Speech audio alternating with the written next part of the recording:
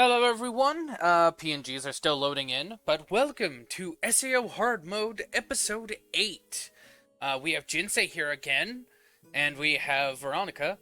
We did have, Seth for a moment, but he disappeared, something came up.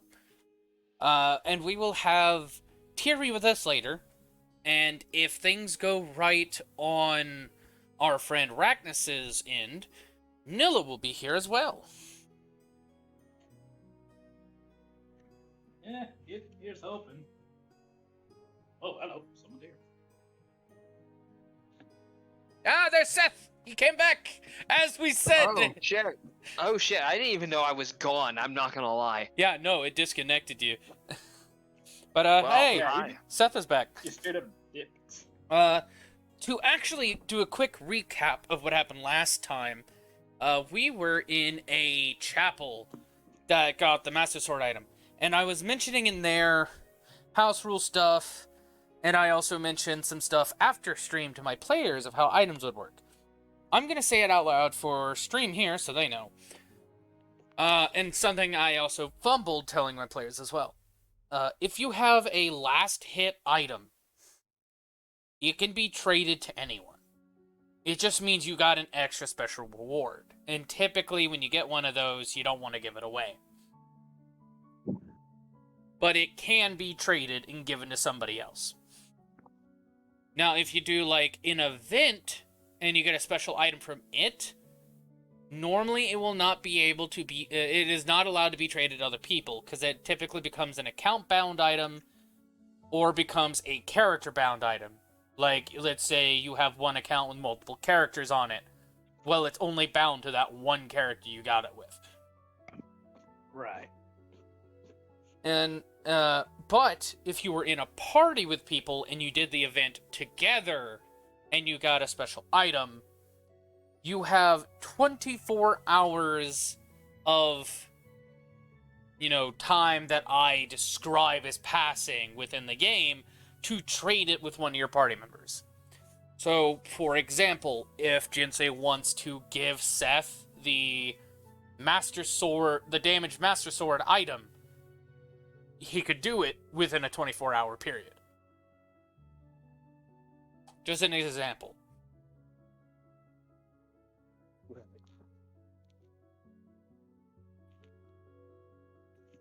Because I realize magic items, not everyone has them, and some people have more than others, and someone died, so now definitely someone has more than others.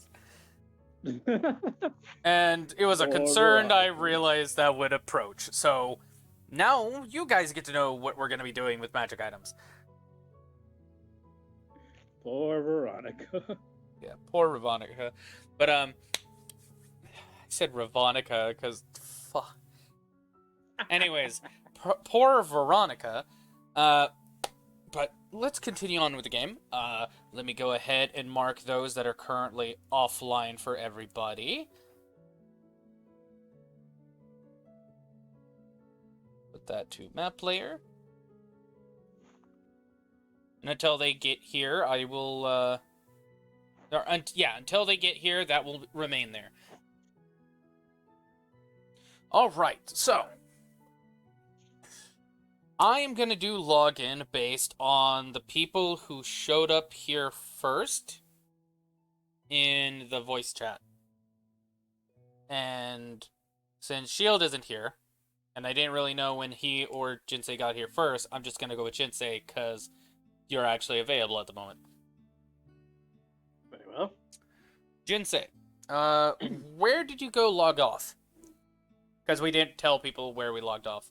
They just know we went back to the city. Yeah, like we kind of left in a hurry.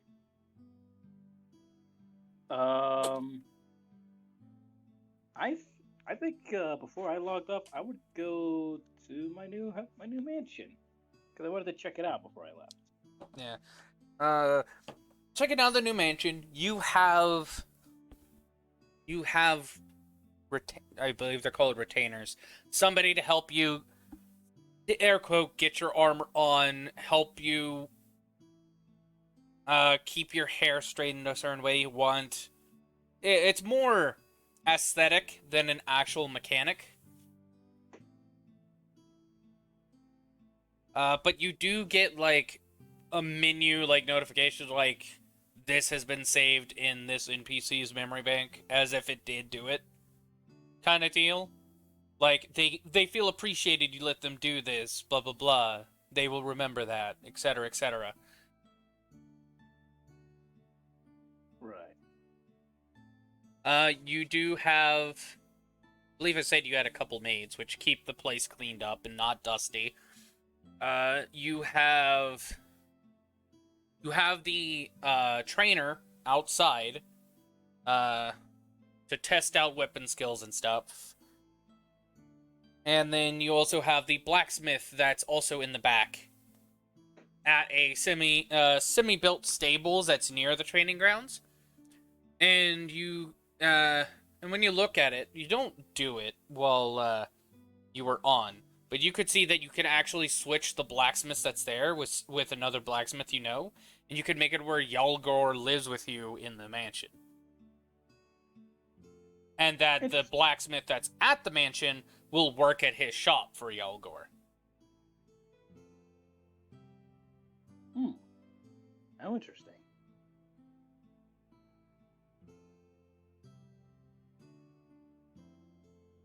But of course, it was late, so you did log off. You didn't consider doing that. When you log in, you are in your master bedroom. The first thing you will notice is when you log into there, you catch out of the corner of your eye the broken master sword on a weapon rack above the bed.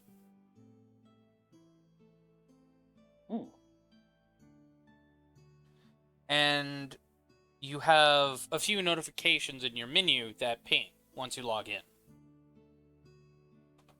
I shall check those out.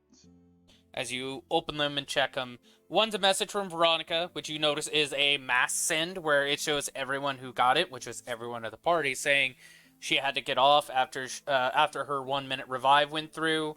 Stuff came up, and by the time she came back and logged back in, everyone was already gone, so she just went off for the rest of the night. Another one is an actual notification of the Master Sword item being added to your house, which it isn't called the Master Sword, because copyright issues. It is called the Sword of Mastery.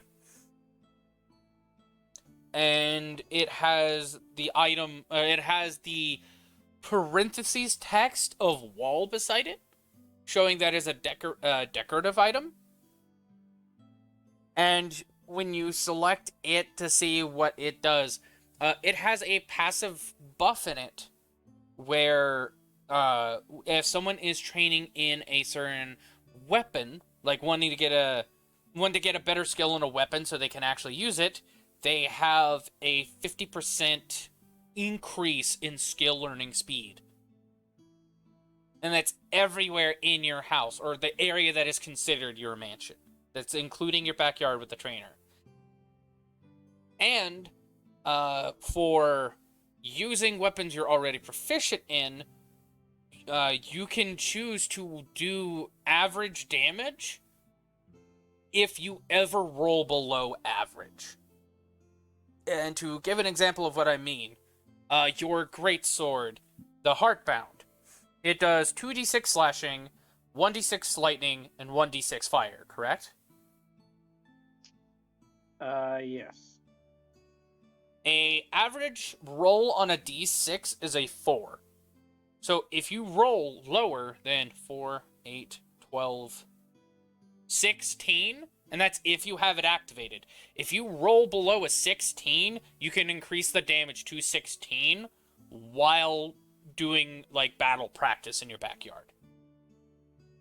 So you will always know what your average damage would be. Or you can just outright choose to always do average damage. So you know the proper average numbers, and you can and know how to scale from there. With other magic items and such. Because the average number dealt also determines the average health of a monster you can kill.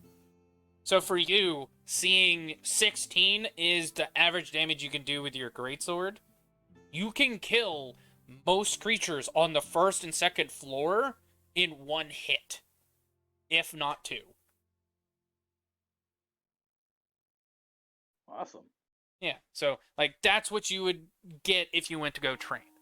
But I'm saying you as the player will know this now. That's Also, if somebody is to practice a weapon to get better at a certain style, like, let's say someone wanted to be very defensive with one weapon, one-handed weapon fighting, and only fight with one weapon, they can improve their skill to the point that they can get a quest. For the actual text you read is for for specific weapon type masteries, quests can be unlocked quicker. So it shows, and by what you understand of that, back in the normal death game, usually when you hit a certain peak with weapon proficiency, you hit a sudden spike in damage, and you was able to do additional skills that others normally wouldn't be able to. So you were thinking they did something similar to that, but it's going to be similar to the monk, hidden quest with the monk that gave everyone unarmed fighting. It's if you train a certain way, it will unlock a quest to give this unique feat later on.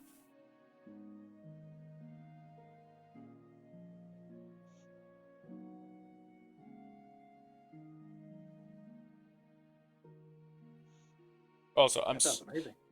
Yeah, and also, I'm sorry I made the Master Sword a decorative item. I do want you guys having a super strong weapon early in the game.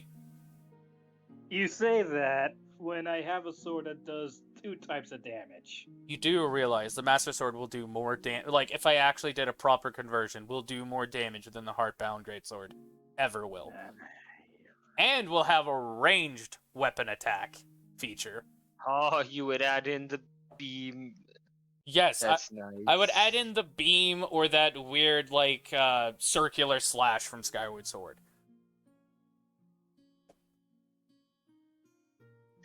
Wait. You mean the same spinning slash that's used in all the Zelda games? No, not the normal spinning slash where it's at you. I mean the spinning slash that's a projectile. Oh. Because in Skyward Sword, he could send out, like, discs of energy.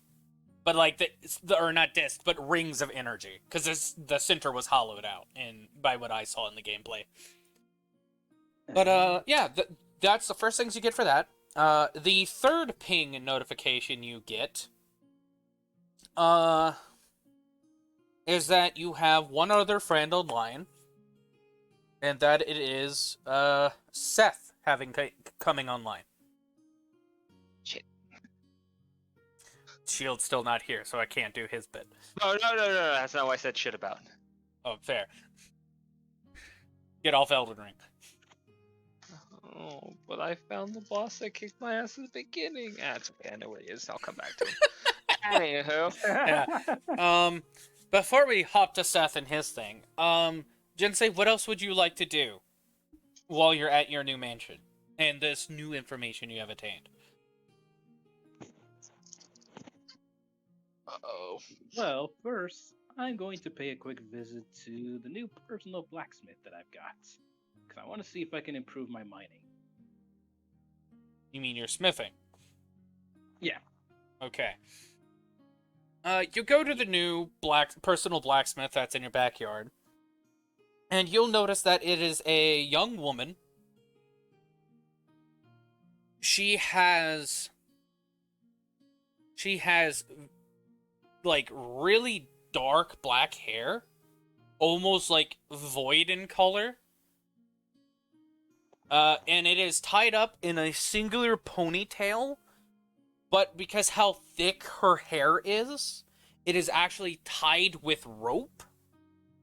And how long it is, even with it tied up at an angle up on her head, her long black hair and how ragged it looks still goes down halfway down her back. So if she had had it down, it would be all the way to her feet, plus like an additional, like, 3 feet dragging behind her.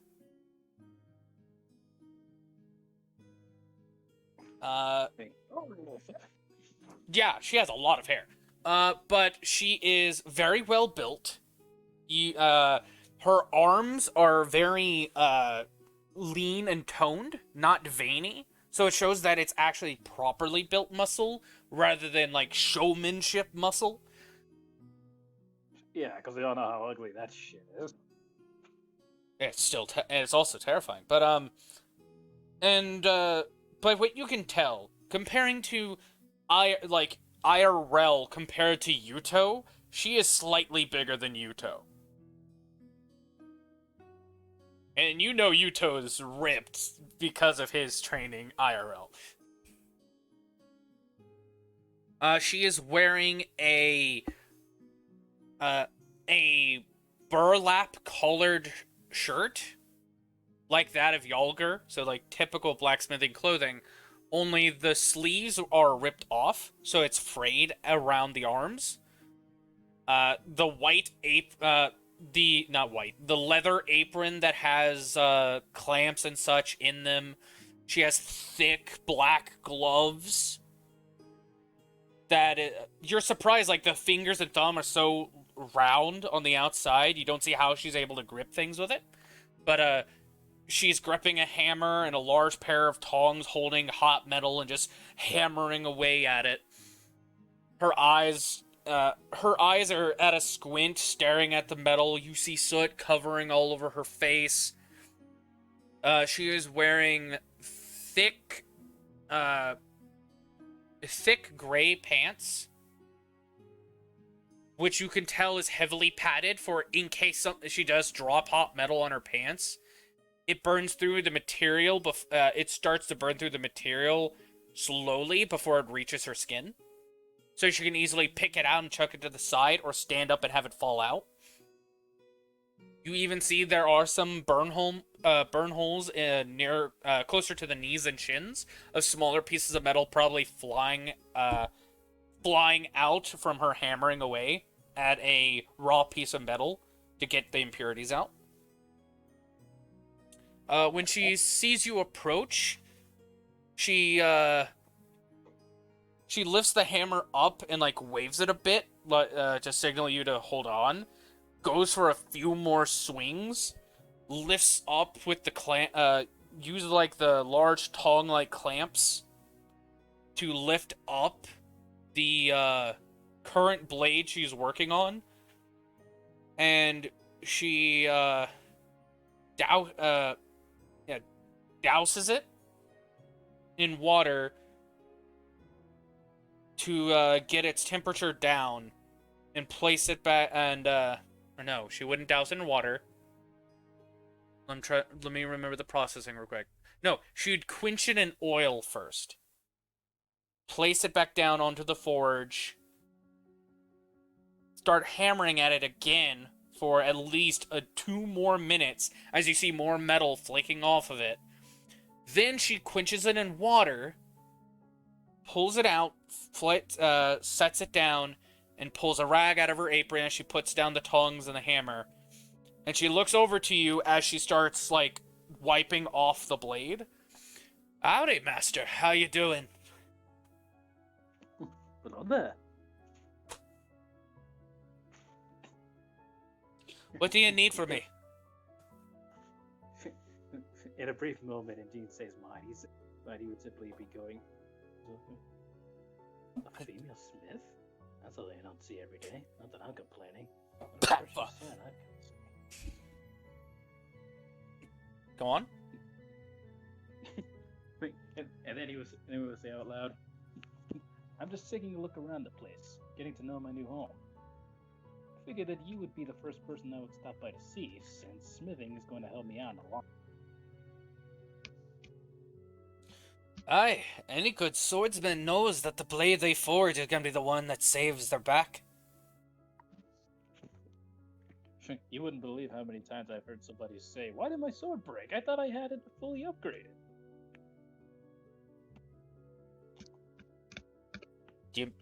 There's a pain twinge from Seth somewhere.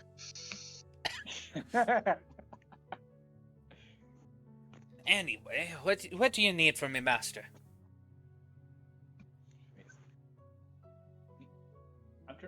I'm currently in the middle of learning how to smith. I figured I'd turn to you to see if you could give me some tips. Well, I guess I could do that. All right. Tip number 1: wear thick padded clothing. She then picks up the sword by its rectangular stalk at the end, quickly putting the sword to your nether region. Be like, "Or you're gonna be burning off your nads right awful quick." Okay. She then pulls the blade back, lets out a chuckle before putting the sword down. But of course, everyone knows that at the beginning. I mean, it's certainly common knowledge.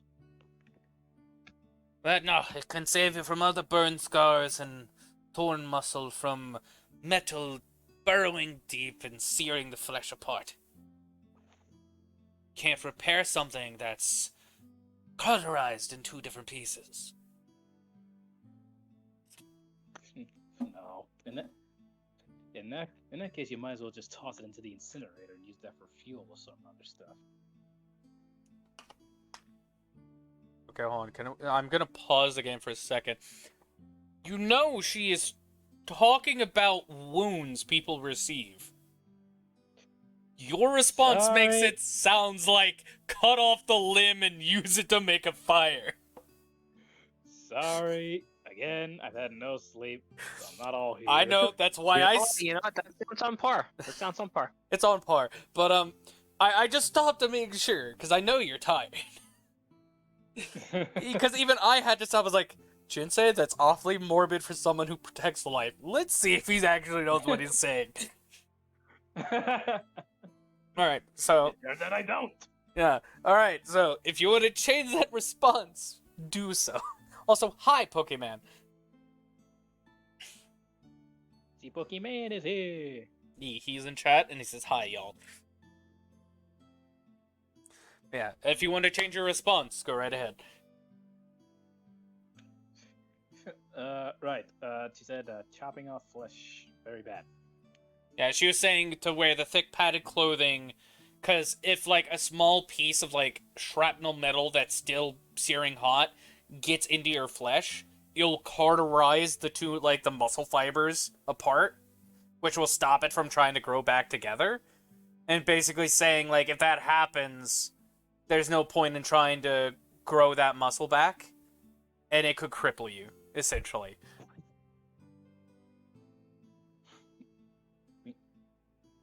Just hearing you say that alone makes the muscles in my arms just hinge.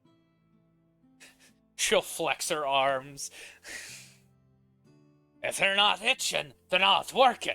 And she'll just slap the top of her arm. And at first, you swore it didn't sound like flesh slapping flesh. It sounded like flesh slapping a rock.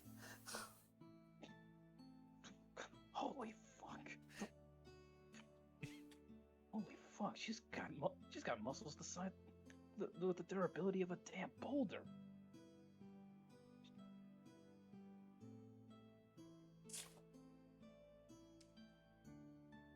Right. Moving on. Currently, I'm starting from common materials like copper. Eventually, I move on to iron, steel, and whatever other materials I can find. Right. If you want, I can help out your shop a little by bringing you some materials, and in exchange, you can help me refine my smithing skills. Does that sound fair? Yes. Even though I don't own a shop, master. I just work for you. Oh. Well, we'll be helping each other out at the very least. You get my meaning. I mean, if you have a shop I could work for, I wouldn't mind the extra coin. Menu pops up.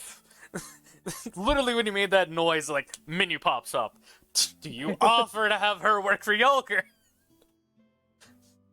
I was like, hold the phone. Of course. I think I actually have someone in mind. Ah. Well, who are they? You ever hear of a man named Yolger? As you say Yolger's name. And of course, I'm gonna guess you move the menu to the side for the moment.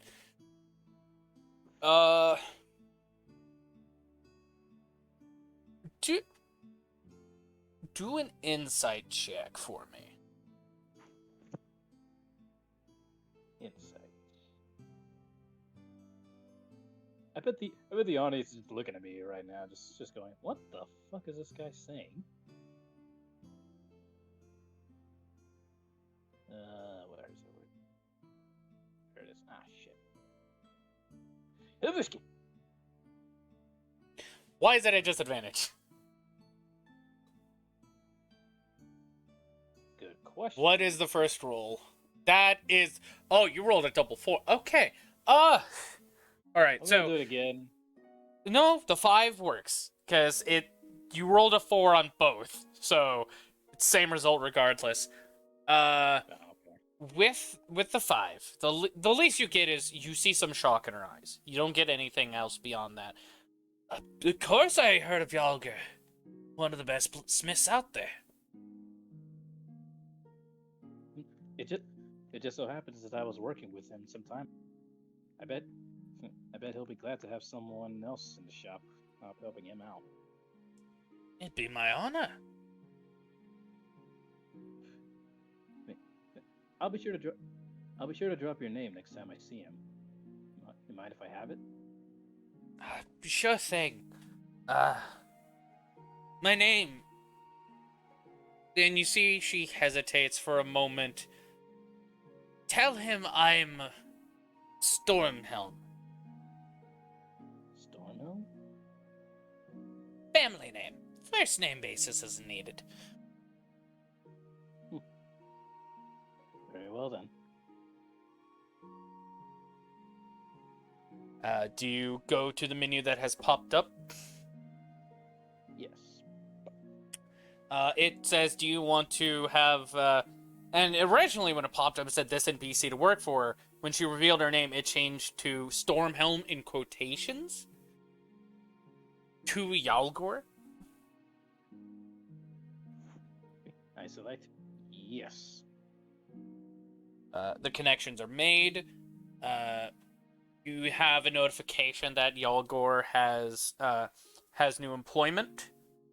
And since technically Yuto owns the place, you also are informed of the new resources that has came into the town thanks to Nilla's shop, which actually does large not quarry mining, but does large mining expeditions for stone, and if they get materials, it gets shuffled to Yuto's shop, which also gets shuffled to Yalgor's by extension.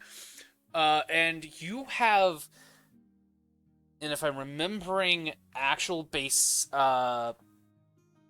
deposits correctly, you have copper and plenty of copper and tin to smelt and craft.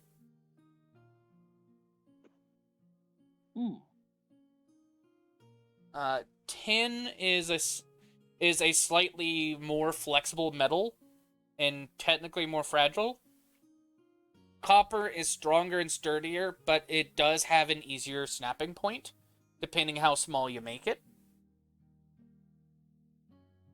But the two together can make, I believe it's either brass or bronze. Probably bronze? Let me make sure tin is a natural material. Could be. Let's see.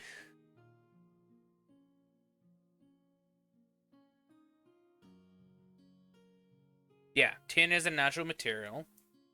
Brass.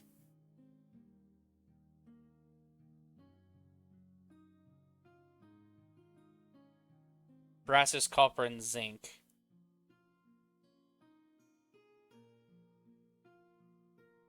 Copper and tin is bronze. So you can make bronze with the copper and tin.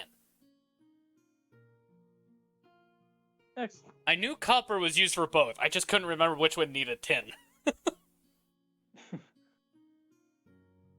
So you can learn how to do copper.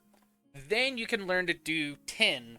Then you can learn to make the two together to make the alloy bronze. Sounds very useful.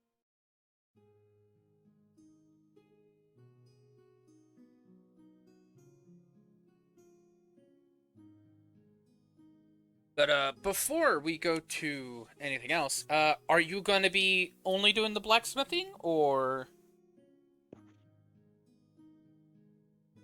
I'm actually I'm gonna head. This time I'm gonna visit the trader. Oh, the trading district? Or I guess No. it would be the marketplace? No, I'm Oh, the visiting trainer. Sorry. It cut out a little bit. It made it sound like you said trader, like someone who trades items. No, I was shifting around. Why? Okay. You go to the trainer. What are you wanting of him? As you approach him, he's very noble-esque dressed, like the nobles you saw before. Only less regal in color. He's wearing the less regal colors, showing that he's more of somebody who's connected to the house rather than actually part of a noble house.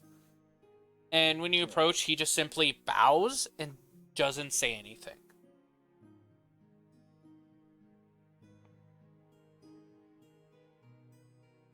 And an interface pops up for him.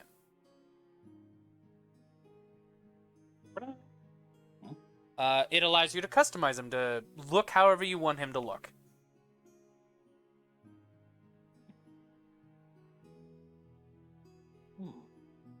This system is relatively similar to the offices back in GTO. And also, like what Yuto did to that one NPC in his shop. Yeah.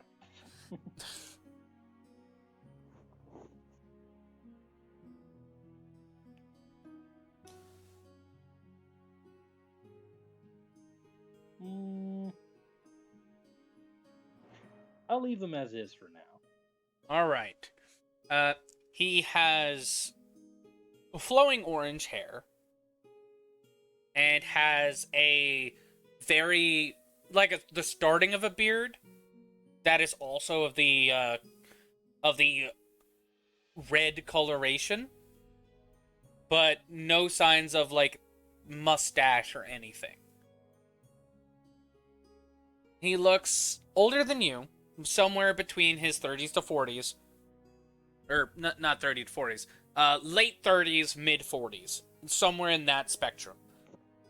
He doesn't look as well built as the blacksmith, but he does have this, like, aura of flexibility to him. So he is somebody who probably dabbles in both strength and dexterity fighting. Which is perfect for someone who's training you how to use all weapons.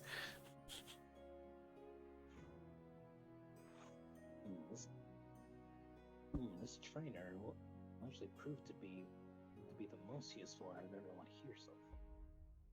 I do like to train in my off time. It'll definitely be a good fallback option in case something happens to me out in the field. I'll definitely need to keep his services in mind, in case I need to sharpen up.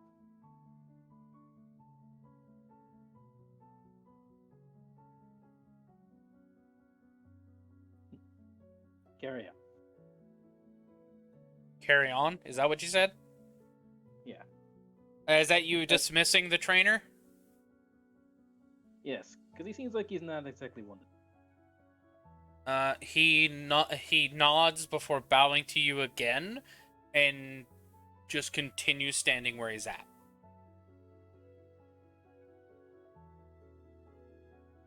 Wait till the others see this place. What do you wish to do now?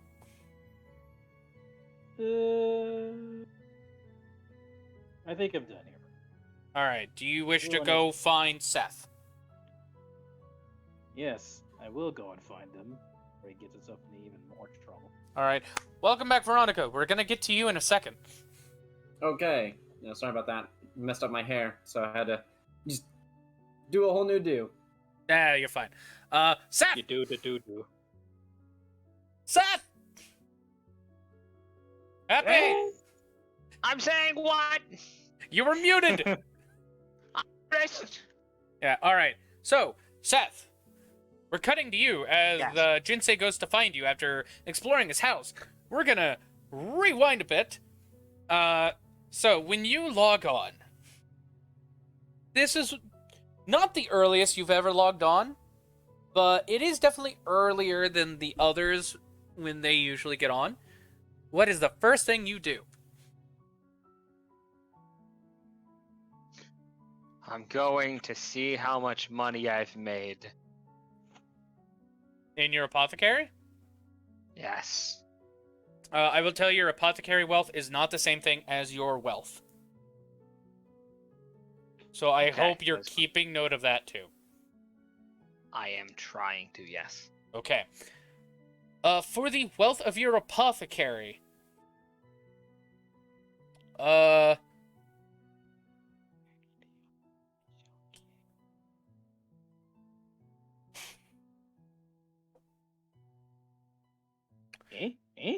I'm sorry, I actually had to think for a second.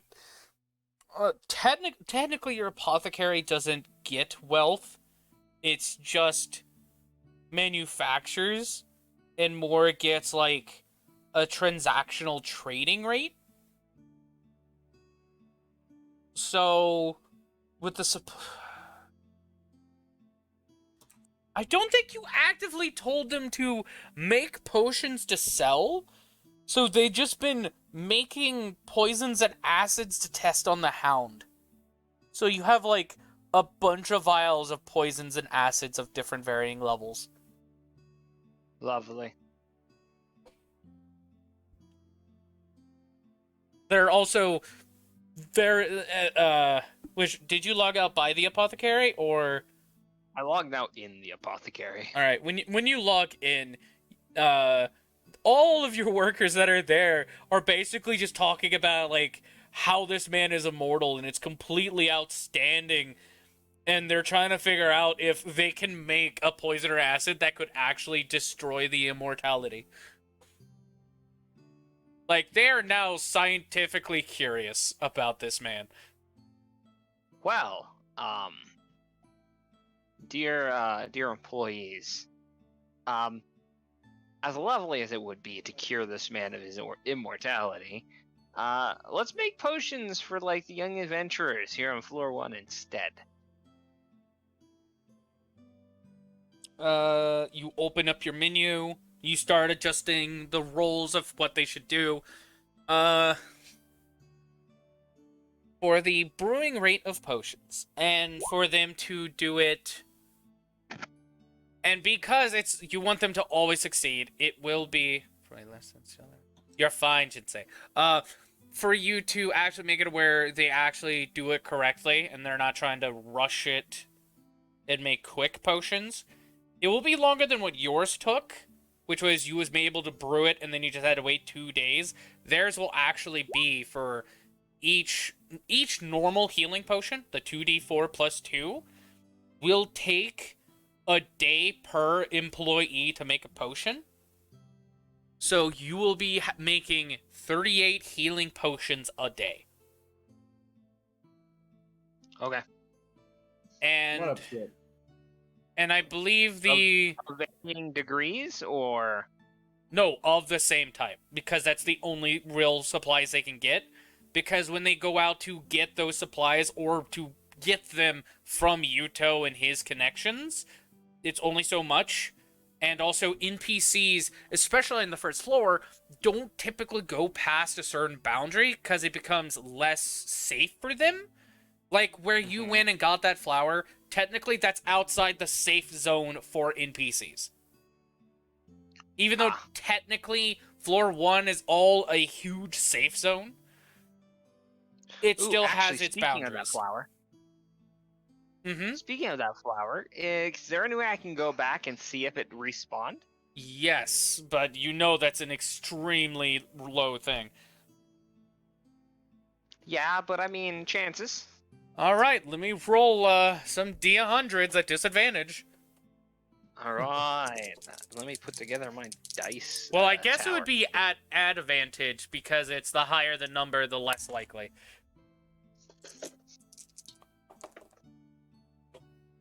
That one's cocked.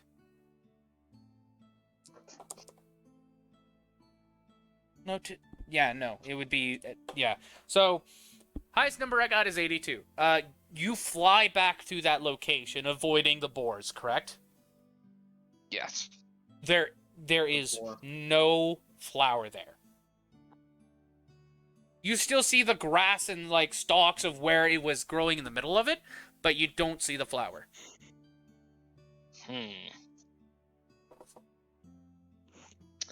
Well, it was a chance, so can't be too disappointed with the results. Are you still gonna look for herbs while you're there? Yeah, actually, just give me a second. I'm putting together my dice tower. All right. I just need you to roll a nature or survival. Uno momento por favor. Yeah, it would be survival to find herbs, nature to determine the nature of them. I'm putting together a dice tower. Doobie doobie doo doo. I know, everybody. You can stop applauding my wondrous singing. Anyone want to tell him? No? Okay. I mean, Tell me what. he Give does it to me straight. he does have wonderful singing. He just wasn't doing it at the moment. Yeah, but he was talking about at the moment. Yeah, at the moment, no. Green. By the way, what I typed earlier, that was mainly for the audience. Okay, to be honest, Yuto PNG is blocking most of the text. Well, then let me just say it out. Well, let me just say it out loud then. I apologize to those of you watching for my less than stellar role playing. I'm not feeling 100% today. Yeah, very few I hours am of not sleep. sharp. I am not sharp today. But I want a survival check from Seth Wells. I know, I'm having problems. Hold on. Stop building the tower and just roll dice, damn it. I found it. Oh, we're good. I got the tower faces the wrong way. God. I'm an idiot. What do You are. expect?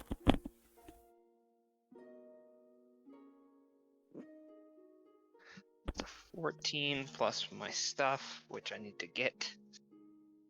Character sheet. If you're doing survival, I believe that is a +4. Well, we're about to find out because I got my character sheet. So it's survival, it's a +5, so it's a 19. Ah, it's one off. All right. So with that, you do scrounge around, and you do find some herbs that are harder to find, typically on floor 3 to 4. If you want to determine what they do, roll me a nature. Rules of nature. 12 Total? total.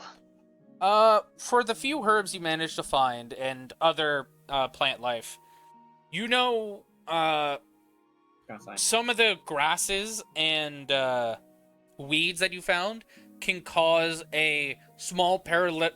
paralysis effect, but typically it is only for small gain of like animals. So like wild dogs, boar, young fawn, maybe a deer.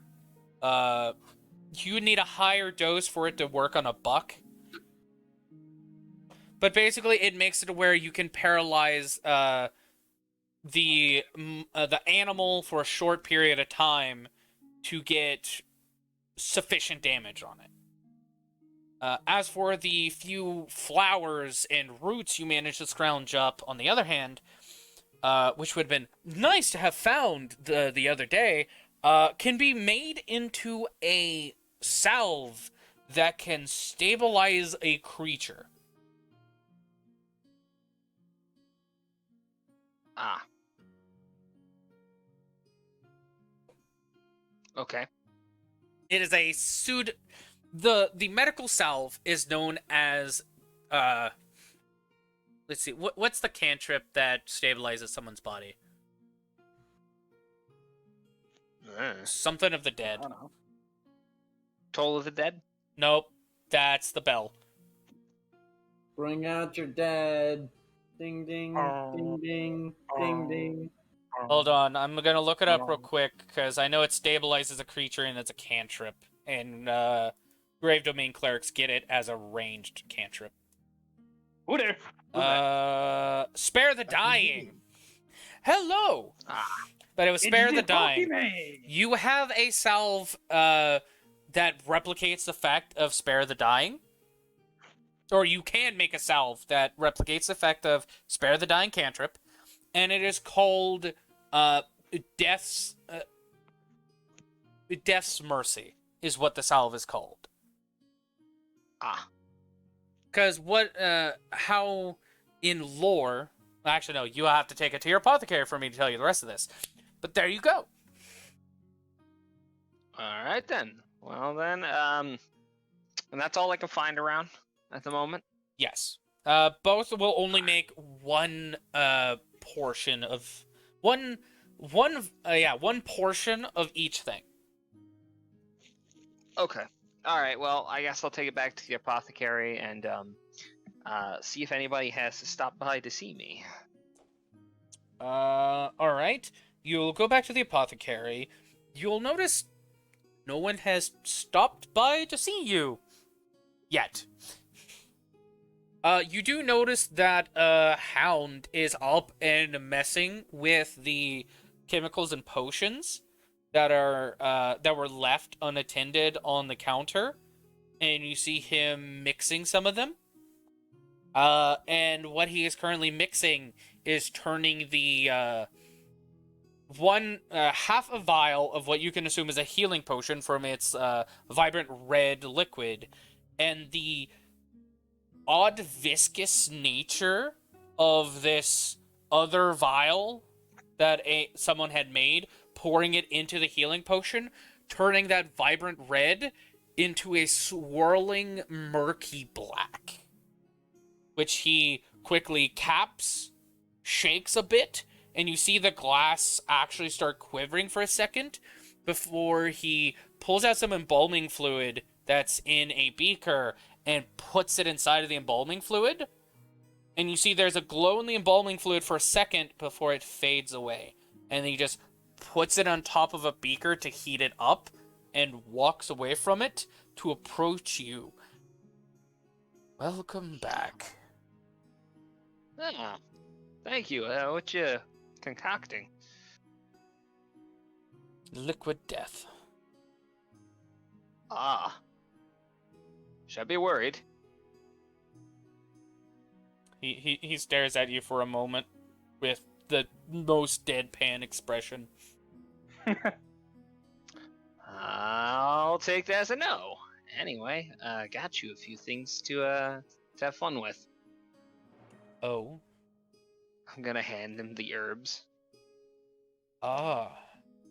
And he holds up the weeds and like I forget the other thing. Basically, the stuff that causes paralyzing pain is like, a I guess what the younger folks now call a good trip, and then holds up the other stuff and something to stop the good trip gone wrong.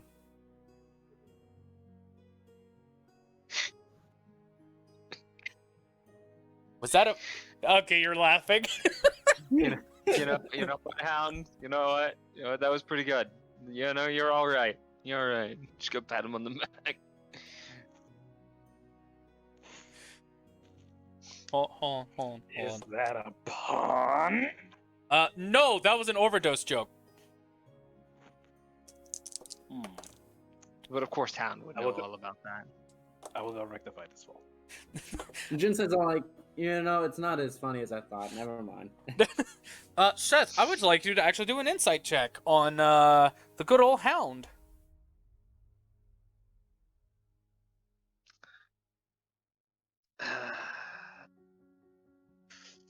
Nine?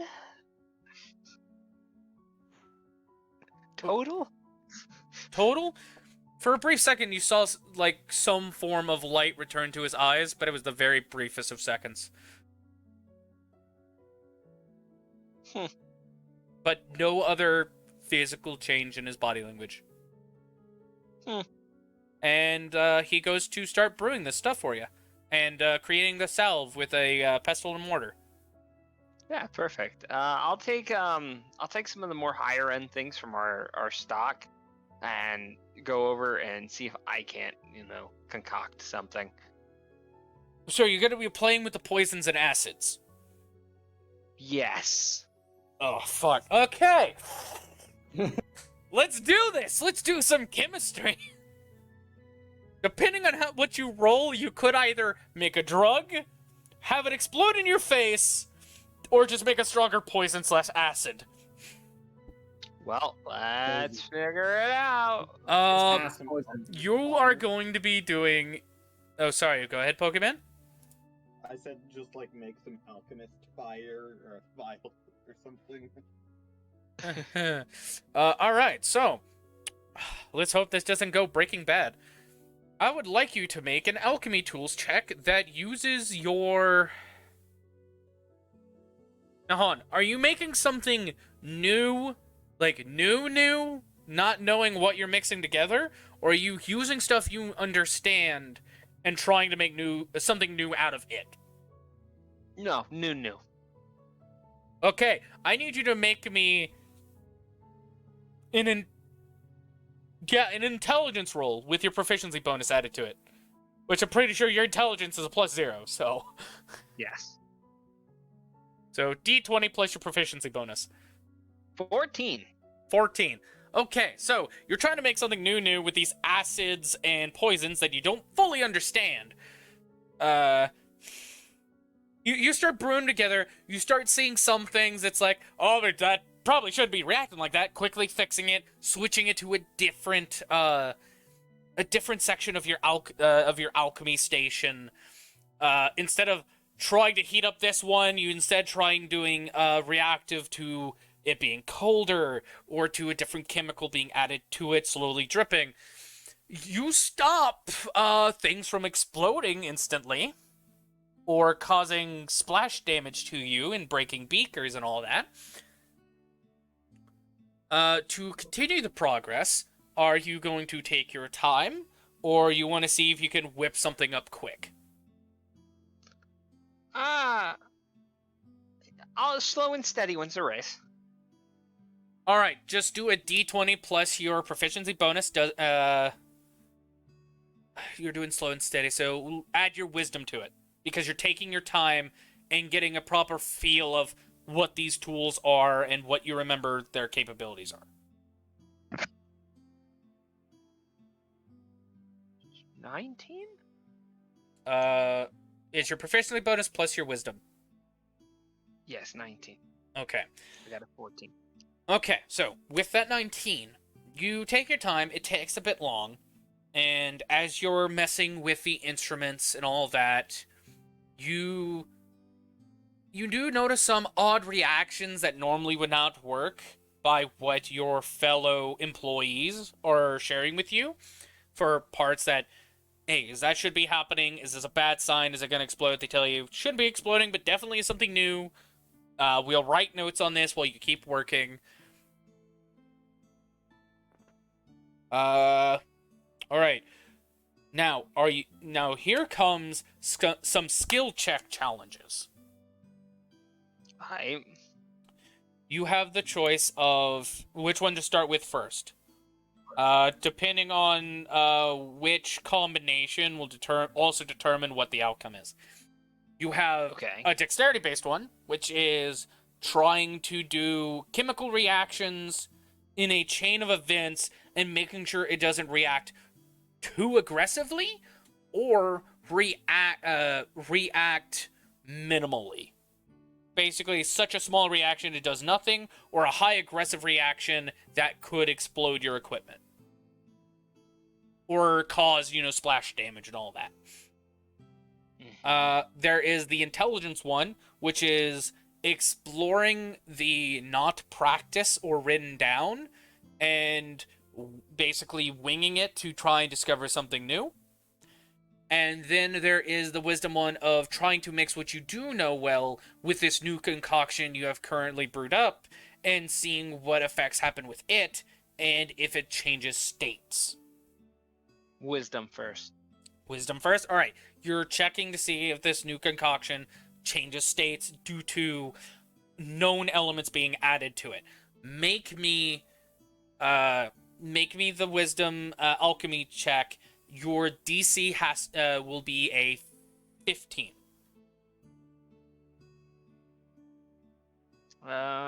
You said just a straight wisdom check? Wisdom alchemy tools.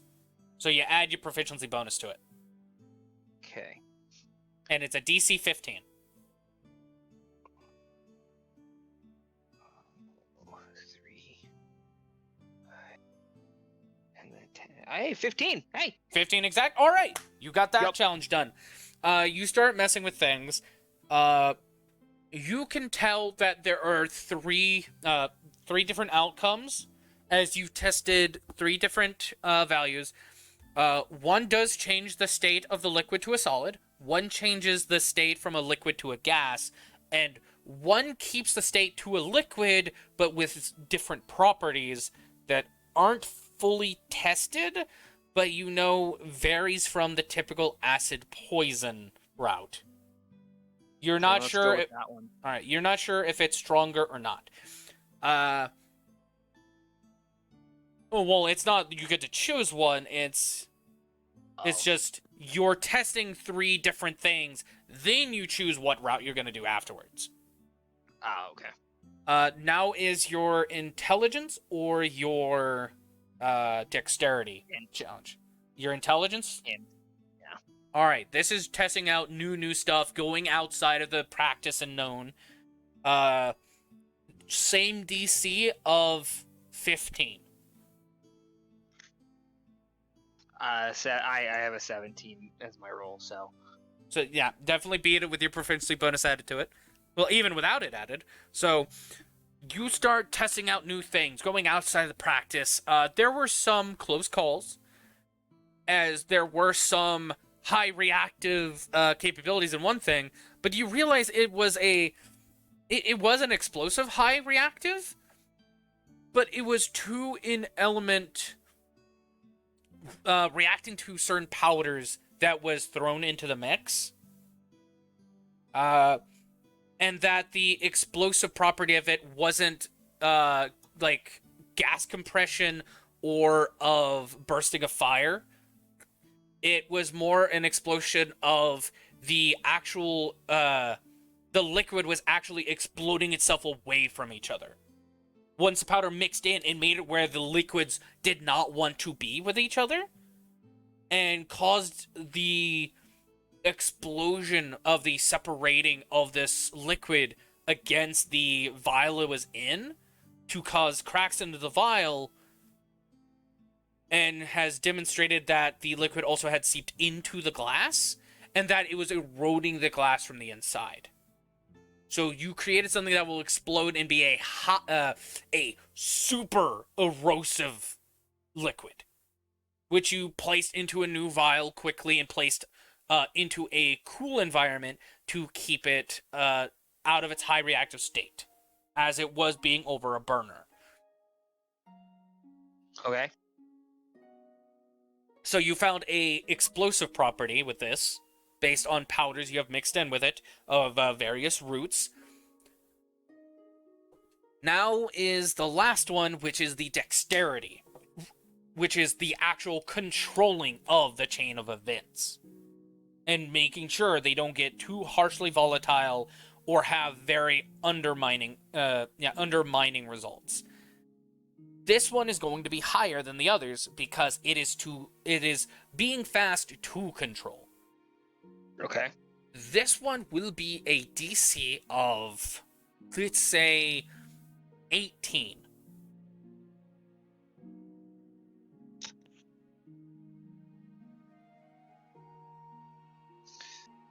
18 exact. 18 exact. Okay. Yep.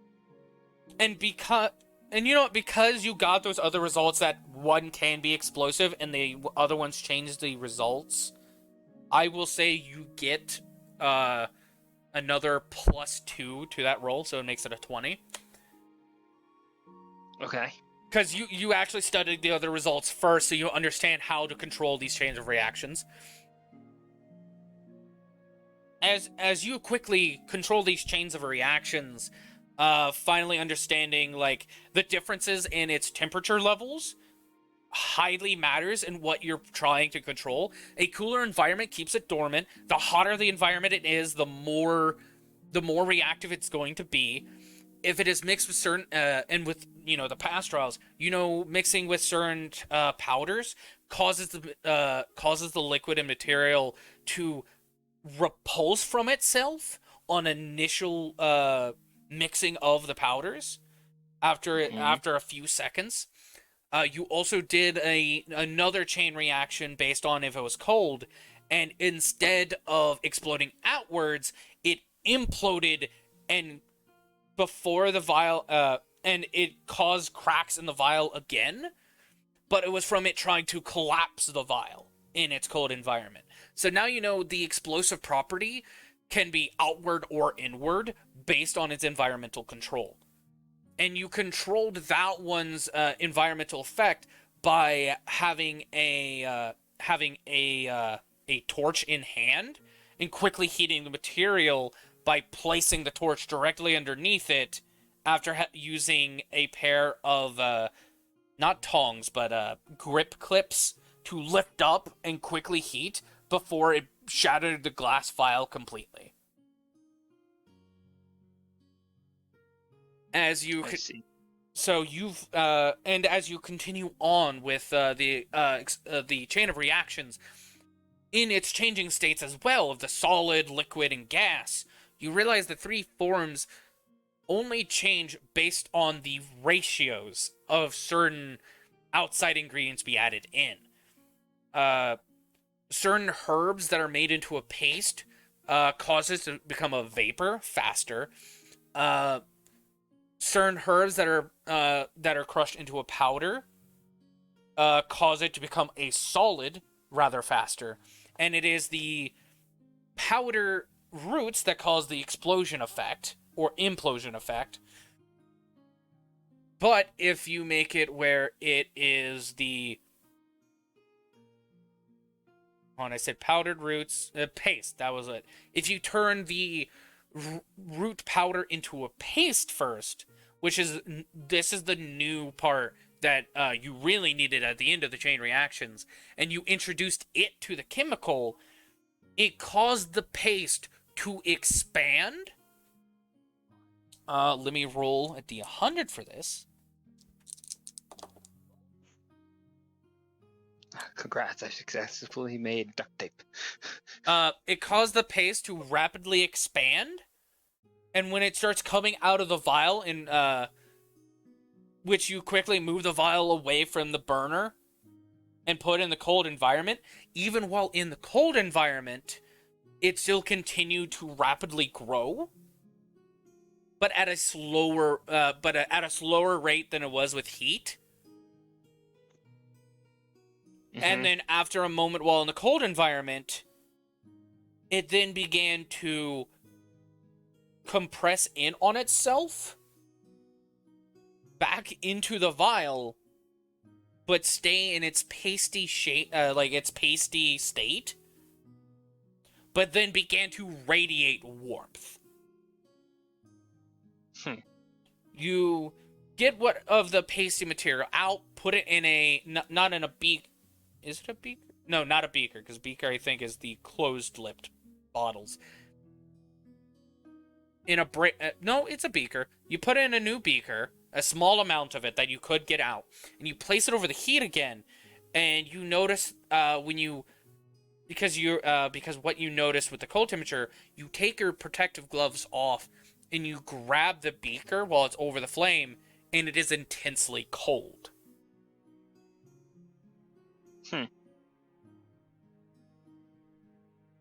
So for the vapors and the solids, you haven't tested what they would be able to react to, but by what you know, they still have the explosive property. Do you wish to test the vapor and the solid states on Hound for what happens with them? Hey, Hound. Master? Look, I'm not gonna do it without your permission. You okay if I test these on you? That is my purpose. It doesn't matter to me whether it's your purpose or not. I'm asking you, are you okay with that, or no? I've been okay with it since I stopped caring. You said purpose, I heard porpoise. Alright then. I'm gonna test them on him. Which one are you testing first? The vapor or Solid. the solid? The solid? Your students get him onto his table strapped up, but makes it where it's at a standing, and they clear the space around it. The runes do activate to have a protective field, just in case. How are you wanting to test the solid? Are you wanting to try and digest it, or are you going to throw it at him? Alright, open up. Alright, you put the solid in his mouth, and you quickly step away. Nothing seems to happen. And when you go to approach, that's when you see the bottom of his jaw suddenly just flaps apart in a liquidy mess as the stone just plops out of the bottom of his chin and at his feet. You realize that the solid, when connected with a liquid, becomes a highly corrosive material. But when it hits the stone, it doesn't corrode through it. So this solid material only erodes through flesh once mixed with a liquid. Oh, Okay. very specific. It specifically attacks biomass. Can I also try throwing it? Do both, you know? Do you wait till the thing dries off? I wait until it's dry. Yeah. Alright. As it dries up, and you do notice, the liquidy flesh that was around it slowly just starts, evaporating in smoke as it's still attacking it from around it and up onto the pedestal above his foot. But you do see the, dripping flesh from his chin actually slowly stops dripping and retracts and starts just filling the hole and remaking his neck and chin. And he opens his mouth, and you see the tongue actually falls out before it slowly lifts and re-enters his mouth, and you see it just reforming from the inside of his mouth. Huh. I think it's the first time I've actually seen your immortality at work. Yes. My body is in a forever limbo. I'm sorry, my guy. I can't imagine how much this sucks. He just blink stares at you. Do you wish to pick up the stone and throw it at him? Yes. You put on the protective glove, you pick up the stone, you walk back. Where do you aim to chuck this? Center of mass, at his head? Guy has a dick. All right, you chuck it right towards his nether regions. As soon as you hurl it, you hear a slight whistle before it hits him, and then you just see his entire body explode in a bloody mess.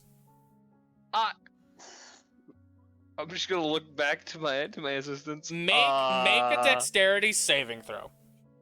Alright. No, that's not enough. That's not enough. What's the 10. the total is 10? 10 total? Yeah, no, you fail. Let me roll. Loser. Let me roll for that. Yeah, and all your assistants fail. As the blood, like, you don't manage to, like, not get blood on you. Like, everyone's now covered in blood.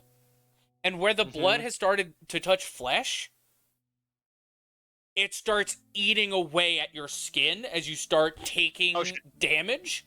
But the runes flare up, and you see the blood just instantly get, taken off of you as a protective measure, and all your assistants. And there's now acid pock marks on your skin before the rune naturally starts healing you and all your assistants. It turned his blood, flesh, and bones into a biomass-eating material. How much of the solid do we have?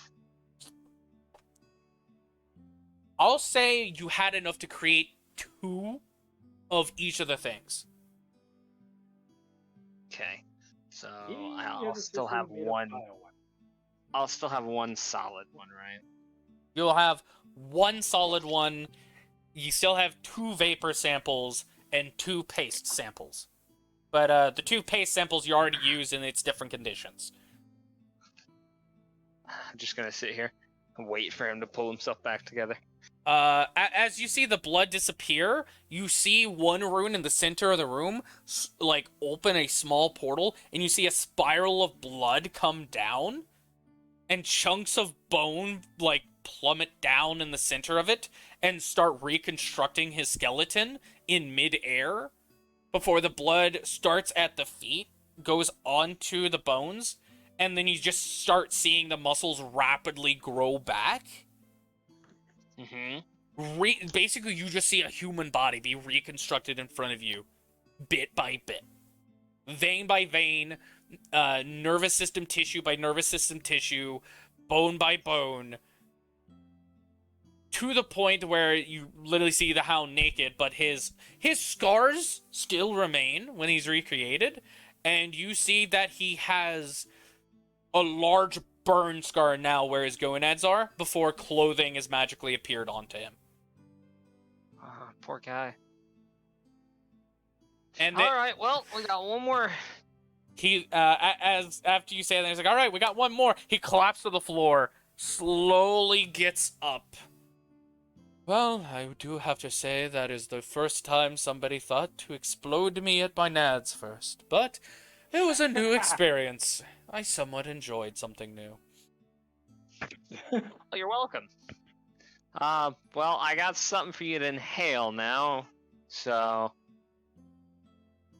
You go get your first vapor, sample, which, by the way, what you do, and with the help of one of your assistants, when you have the vapor start forming in the beaker, they get another burner and hold it up to the top, take metal clamps, and turn the glass, and have the vapor trapped in it, and snap off the top that was melted so they could twist it.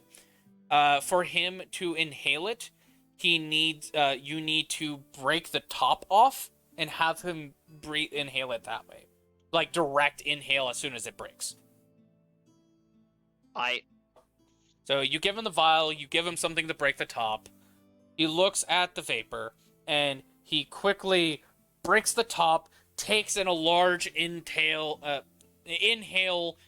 through his mouth. You see all the smoke get sucked up into his body, and after a few seconds, nothing seems to happen. And then you start seeing the smoke start coming back out of his lungs and his nostrils. And as it's pouring out, you actually see some of his scar tissue start healing. But he is hacking and coughing like the inside of his lungs are on fire. No, it's just hot water. I used it to make my ramen. Anyway, so what? Wait, hold on. What happened? As the smoke is coming out of his ears, nostrils, and mouth, as he's coughing like his lungs are on fire, you actually see his scar tissue start healing over. And once the last bit of the smoke comes out of his body, you see him, the inside of his mouth and the inside of his nostrils are glowing a bright red. And then you see all of his wounds re-burst back open. Ah, shit. I'm just gonna look to him. I'm sorry, man. I thought we had your scars gone. By what you can tell with the vapor sample, it does have a healing effect, but then it'll do double what was healed over back. Basically, it's you overclock the body to the point that it ruptures itself from working so hard. I might try and refine this one a little bit more. It also gives a point of exhaustion. Yeah, I'm definitely gonna try and refine the gas a little bit more. See if I can't single out the healing effect. All right. Do you go back to the pasty substance? Yes, actually. All right, you have a cold and hot sample. And because you have plenty of both, you can just take a small chunk of it and still test it. I'm gonna take a small chunk and just rub it on the back, a small chunk of the hot, and rub it on the back of his neck. As you do that, he'll remark that, actually, I can just say it in character. As you rub it on the back of his neck, he will say, "That is the most warmth I have felt in my life other than exploding. And my lungs burning from the inside." So good warmth, bad warmth? Would you say it's like a warm blanket, or would you say it's like the searing face of the sun? Like I could walk through a tundra and stay warm. All right, I'm gonna rub the cold on him, on the front of his neck. Give him a hot and cold experience. I love how nonchalant you're being about all this. Did you hear my gasping? I did. Yeah, that's his initial reaction, because super cold, front of the neck, throat automatically collapses because it's like, oh shit, you're freezing to death. And then takes him over, he's like, okay, that was a new experience, other than strangulation. Now it feels like the front of my neck can survive that of a volcano, because of how cold it is. I'm going to Fire and mix cold- the two pastes. cold resistance. You're mixing the two pastes together? I'm mixing the two pastes together. How are Some you? of the two Don't pause the streams. Okay, when you go to mix them, I need you to make a dexterity saving throw. Shit, it's gonna explode.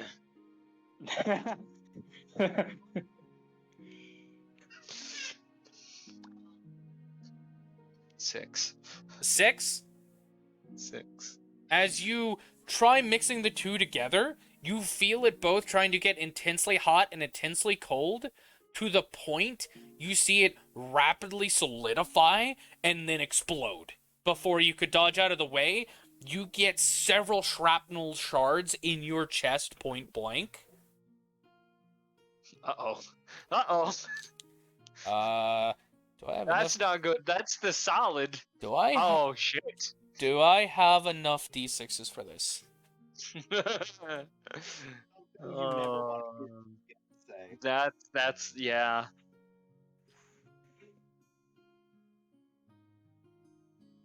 You said it was a little bit of the two, right? Yeah. Okay, less d6s.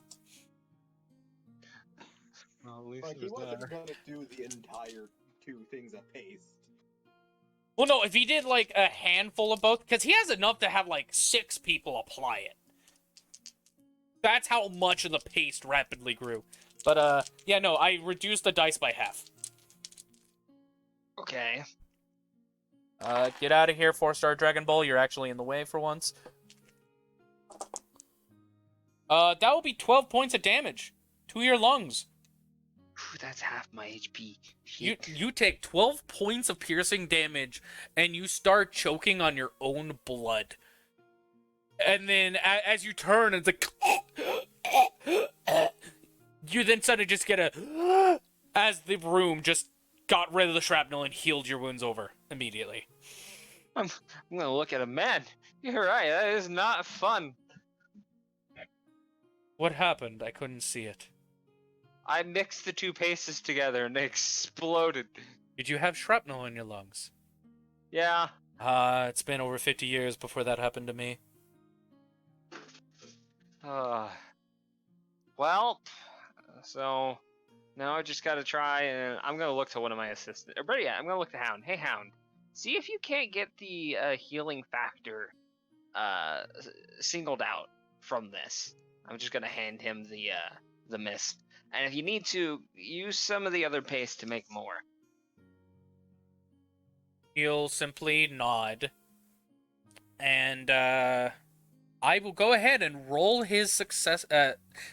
Yeah, no, I could just already say this. I'll go in ahead and roll his successful checks, because I gave him expertise in alchemy supplies.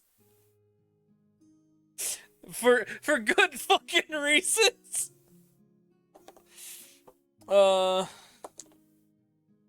Yeah, no, that'll work.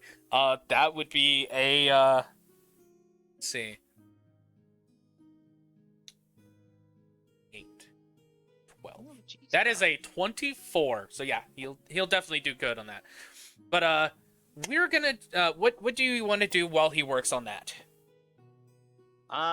Just try and make sure everything's in order, get to learn more about my staff.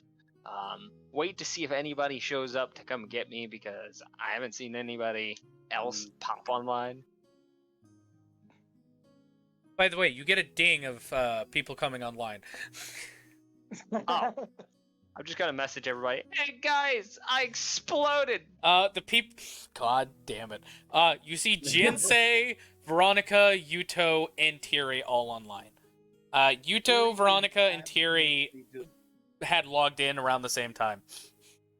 As Tiri sees the exploded, you get like a paragraph of like, "Are you okay? What happened? Did you go to level 1?" I missed that shit. And you'll see there's some typos because she's typing too fast. Ooh. I'm gonna message, add apothecary, come help. As soon as Jinsei receives the message, he simply just goes stone-faced. Asterisk sign, stone-faced, okay. asterisk. So Veronika is gonna be like, "So are you dead like me, or not so dead?" Repeat message, add apothecary, come help. Which, by the way, with sending everyone a message, they don't see, like, they see who you send it to, but when they send one back, it's a separate message. It's not a group message. Yeah. My statement Those are still annoying stands. as hell in games. It will be annoying, yes. But of course, it's also to avoid those people that's like, oh, I don't want to be part of a group message. Yeah. And get everyone's replies. But yeah,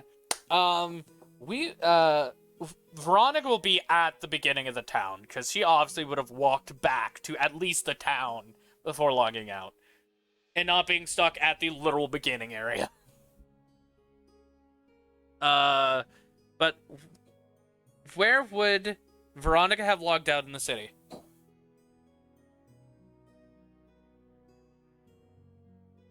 I'm gonna say probably outside of a restaurant. Because what better way to deal with your problems than to eat? Technically, Yuto's shop counts as a restaurant. That'll work. Moving on. You logged out at Yuto's shop. You log on, you get a message shortly afterwards. You open up, you see Seth mention that, you send your reply. You see Jinsei, Yuto, and Tiri are also online. Do you go into Yuto's shop? As you can see, it is currently open. Like, the door's open, even though the store hours don't say it's open. You know what? I'm gonna go in. Alright. Something seems sus. Do you want to stealth before going in there? Nope. Alright. Just gonna walk in, deal with the consequences. You walk into a store. Make me a perception check. Okay. Hang on. I am dealing with DoorDash real quick. Fair enough. Okay. Perception. Perception. P. Damn. Alright, this works out for you. Where was this in combat? No, it's not combat. I know, where was this when I needed it in combat last time? Fair. Good question. Quick question? No, I said good question. Oh, fair enough. You walk in, and you see that none of the staff are there except for the missing NPC, which is the girl that you two had made. With his dagger, she's currently wearing what looks to be leather armor and a hood. The knife is sheathed on her side, and she is dropping off materials in the back room, which is another door that's open that normally other people don't have access to, and you can spot her in there through the very dim light of the store. Okay. Very, very, interesting stuff going on here. And she nat one's on her perception, so she doesn't know you're there. Sneaking with non-sneaky armor. Or no, wait. No, yes. What do you do when you notice this? You know what? I'm gonna keep watching for a little bit longer. See what's going on. 'Cause this piqued my interest. Alright, you see her dropping off materials, putting them in boxes and crates, with, matching material. You then see her go deeper into the room, so you have to move to keep an eye on her. And you see that she goes to a desk in the back, and you see her move it to the side to reveal a hatch that was underneath one of the, cabinet drawers on the side. Opens it up, goes into the hatch, and closes it behind her. And you see a glow from underneath the drawers of the desk that lift it up and slide it over before dropping it back down, covering the hatch. That's not sus as fuck at all. What are you hiding down there, buddy? What do you do now? Well, now, instead of being super Snoopy, because chances are I'm not gonna get lucky twice, I'm gonna just sit and wait for everyone, because eventually they'll come. After a few moments, you see your vision go black. You see the white text of loading ... and then you appear back outside of the store with the doors closed.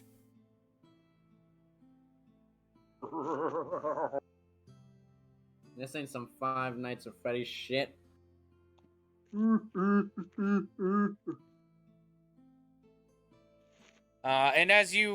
you're just gonna wait at Yuto's place?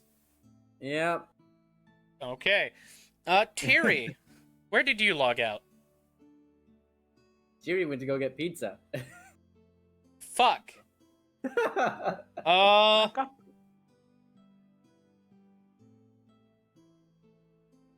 Fuck it, we'll go back to Jinsei. Jinsei, do you go to help Seth? Yes. because I gotta figure out what the hell he's doing. All right. On your way to go find Seth. Make a perception check for me. Perception. Yep. Yeah. Sorry, choking on a pepperoni.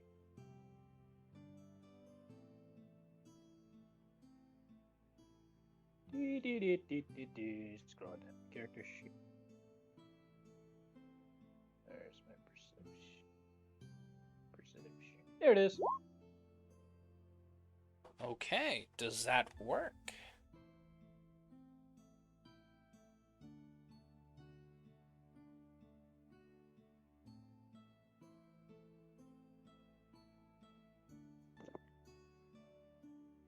I'll say it works. Jinsei, you notice on your way towards the apothecary by going to, you're heading towards the main road that's wide, very wide and open, that's in between all the shops and houses. On your way there, you do notice Yuto off to the side, by one of the alleyways, talking to someone. The person looks familiar, like somebody that you probably seen during the death game, one of the old returning players. You don't remember who exactly he is. He just looks familiar, one of those passing faces, you know. And do you walk over and interrupt him, or do you keep going to Seth?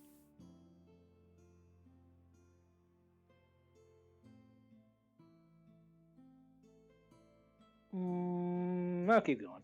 You'll keep going to Seth? Yeah. Alright. You keep going, and you go figure out what the hell Seth is doing. You leave Yuto to his conversation. And you'll notice after a moment, you see the same guy Yuto was talking to cross your path, going across the broad walkway towards the palace.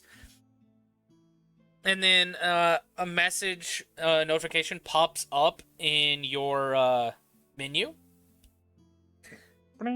Same thing for Seth, as Yuto has messaged Seth being, I really hope you weren't doing something stupid.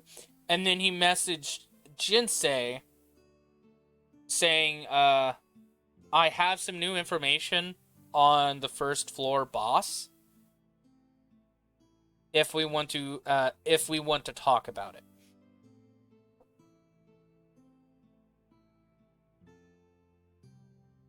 Thierry, since you're back, we could do your stuff.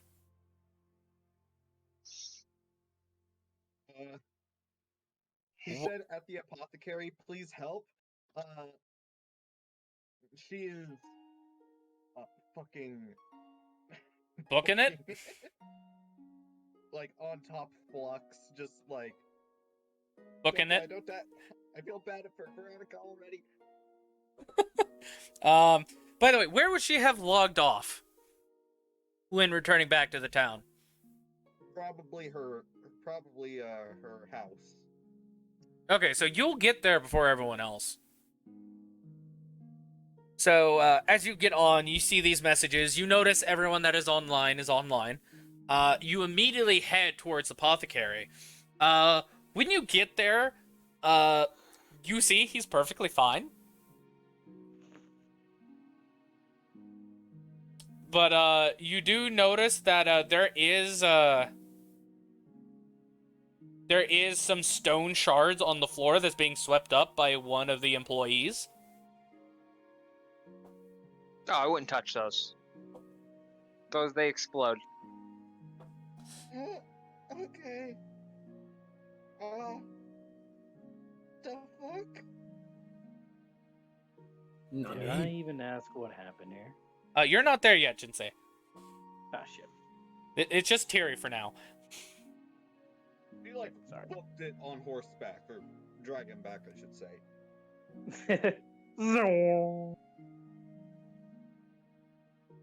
Like, if anything, Jinsei felt the stomps. Yeah. I wouldn't put it past him to actually know that. So, would you like to see what I've made? Will it kill me? I mean, if you don't do exactly as I say, probably, but I mean, you're a quick learner. Hey, come on.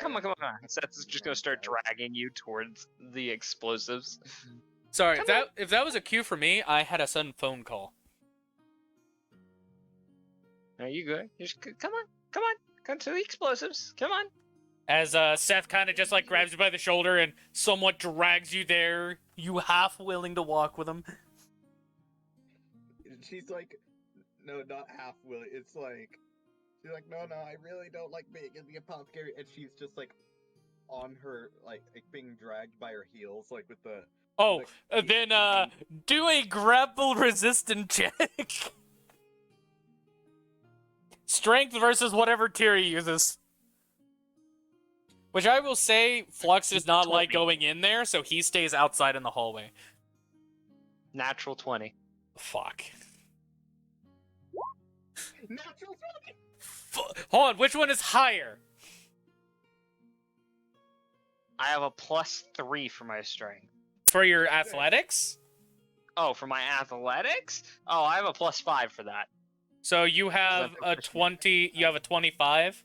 I have a 25. She got a 26. She, like, as you drag her an inch, you feel her weight disappear, and you, like, take a few steps, stop, turn to realize she's not there, and you see she's still standing in the same place.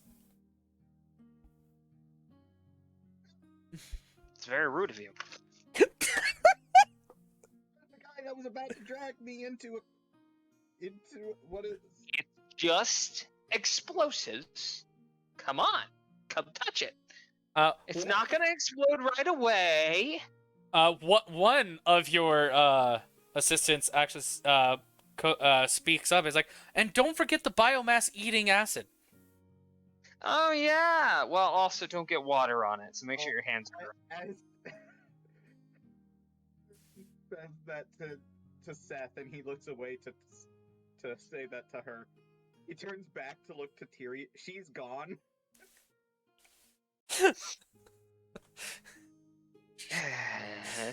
Seth, Seth, do this every year. Doesn't anyone care about Seth? By the way, Seth, you have a feeling Tiri doesn't like the apothecary? I don't know why she wouldn't like the apothecary. It's such a lovely place. As people are stringing up Hound in the background. Yeah, I don't know why she doesn't like it. It seems like a lovely place. Tiri has flashbacks of her, not herself, cursing a man to be tortured for eternity. Yeah, well, Seth doesn't know what that feels like, so... Also, for comedic purposes, Tiri's gone when you look back. Flux is still there, but he's just like, wait, where did she... I'm gonna go... Ah, Flux! Oh, hey, whoa, come back. Cool. He physically cannot enter that room. Oh, never mind then. But you do see him, like, looking around, wondering where Tiri went, and, like, suddenly gets up on all fours and just, like, goes looking for her. Like, oh god, where is she? Ah, master! Huh. Well, anywho... where did Tiri go? Basically booked it back to, like, the plaza. Oh, outside of the palace? Yeah. Seth is just gonna pocket some of the stuff and walk out. Alright. Seth, you get back out there, and you see Tiri in the plaza, like, hyperventilating.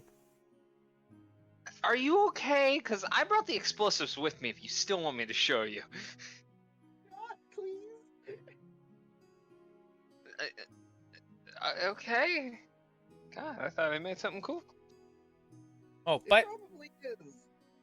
But I'm probably the last person that you want looking at things.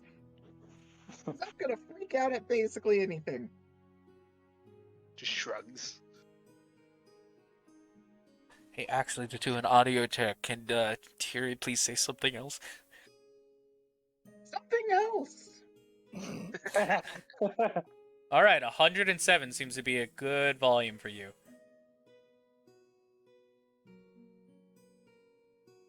Sorry, I just noticed your volume was on the lower end, so I turned you up a bit. Well, I all right. I'm sorry. I didn't mean to make you all panicky. Just breathe. It's fine. Don't breathe in this though, and holds up the gas. It'll be bad. We will cut over to Yuto and Jinsei as Jinsei, you see Yuto actually like start walking beside you because he's naturally faster than you due to his class. But you see him like holding his chin, pondering with one arm crossed, and as he just keeps walking forward, not really paying attention to what's in front of him.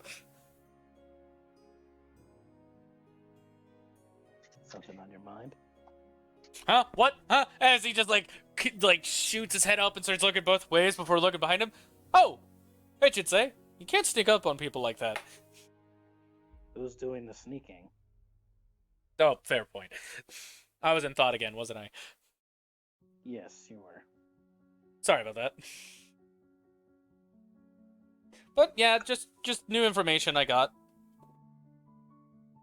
Yes, I got your message. We'll have to discuss it once we gather the others. Yeah, definitely. All right, let's start heading to Seth. Can I? No, I can't. Well, I can't carry you. Never mind. I'm not trying to fly with you. But how have you been doing so far since yesterday? Oh, me? Yeah. I did fine. That's good. I hope our morning routine didn't exhaust you before logging in. No. When I got home before we logged in, took a short nap, ate some lunch with my dad, and I was just kind of relaxed a bit before I put on the atmosphere. That must have been a really short nap because it's only an hour after noon. Guess that was just a bit more active than expected. Yeah. You're taking less time to nap, so that's showing you're getting used to the exercise. Somewhat. But yesterday I didn't say much when we were doing the whole Master Sword thing. You did realize what Seth was trying to do, right? I don't actually. What was he attempting to do? Well, he was gonna play rock, paper, scissors with you for, attempting the sword next. Oh, that. Yeah. And, he kind of... And I don't think he meant to do it. I think it's just, because of Death Game, you still have that kind of thing on you, where you kind of just shrugged off the playful nature and took a situation too serious. So I think you probably needed, probably apologize to Seth. It probably didn't hurt his feelings. It just, I noticed it, and he was trying to have fun, and yeah, it's hard to get over Death Game stuff, especially when we're revisiting it. But it's something to consider, Did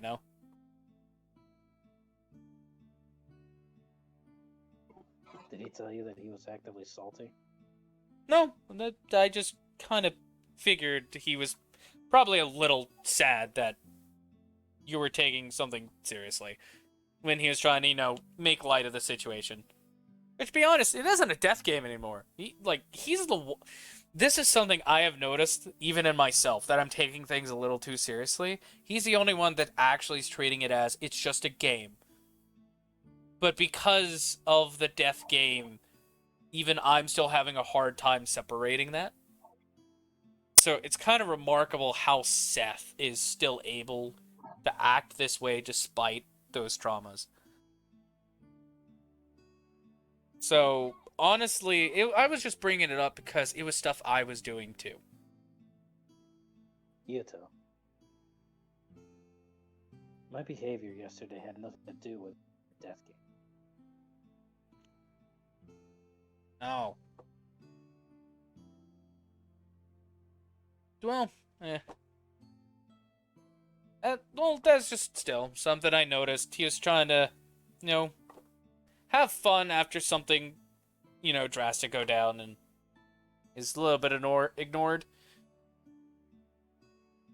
And I could tell whenever we're ignored, we do get a little angry about it. Seth more gets sad about it, but it just happens. I thought I'd bring it up. I'll keep that in mind. Yeah. He'll then, playfully punch you on the arm. I gotta look out for my friends. Especially you, the lone swordsman of the death game. As he just waves the hand in front of you dramatically.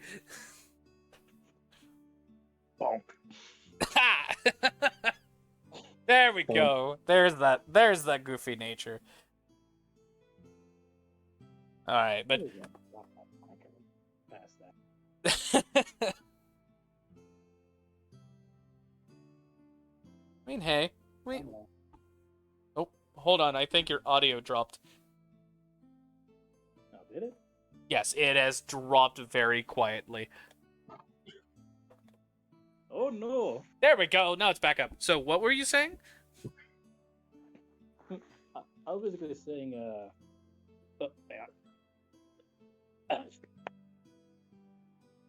sorry, heartburn.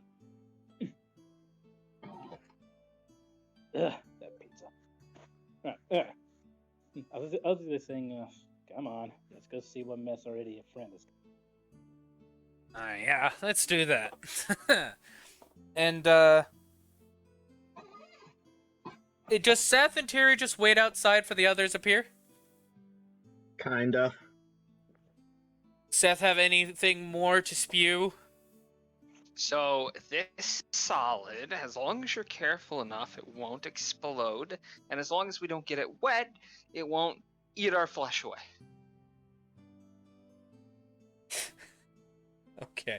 Veronika! Okay, so keep that away from me at 90% of the time. Veronika! You... I'm not opening the door. Hold on. Pokemon, go ahead and finish your thing. Yeah, all I was gonna say is keep that away from me 90% of the time, because I sweat so much that I get nervous sweat so much it probably would explode or melt through my hand before I could even throw it. Fair enough. I mean, okay, Alright, just don't touch it. Alright, Veronika. Or stop asking. The storm, or the storm. Fuck. The store is now open with the NPCs and such, but no one on your friends list has seemed to come to the store, and it's been roughly half an hour. Well, the smart thing to do would be to go to where the message last said, but chances are, you know what? We'll just go inside and get something to eat. You go inside, you get something to eat. It's a nice, good meal. Yum. After the meal, what do you do? Well, I figure if they still haven't showed up by now, might as well go do the message last said, which is his apothecary. And, you know what? Try and get some levels by gathering items along the way. Do you decide to sprint there? Or no? No. We're gonna walk, because with our luck, we'll get all the way over there, and they'll be like, oh yeah, we're, like, not even there anymore. And then she'll be tired. Okay. Just a leisure stroll. In about 20 minutes, Jinsei and Yuto will be there with Seth and Terry. Yuto will wave as they get closer. Hey guys.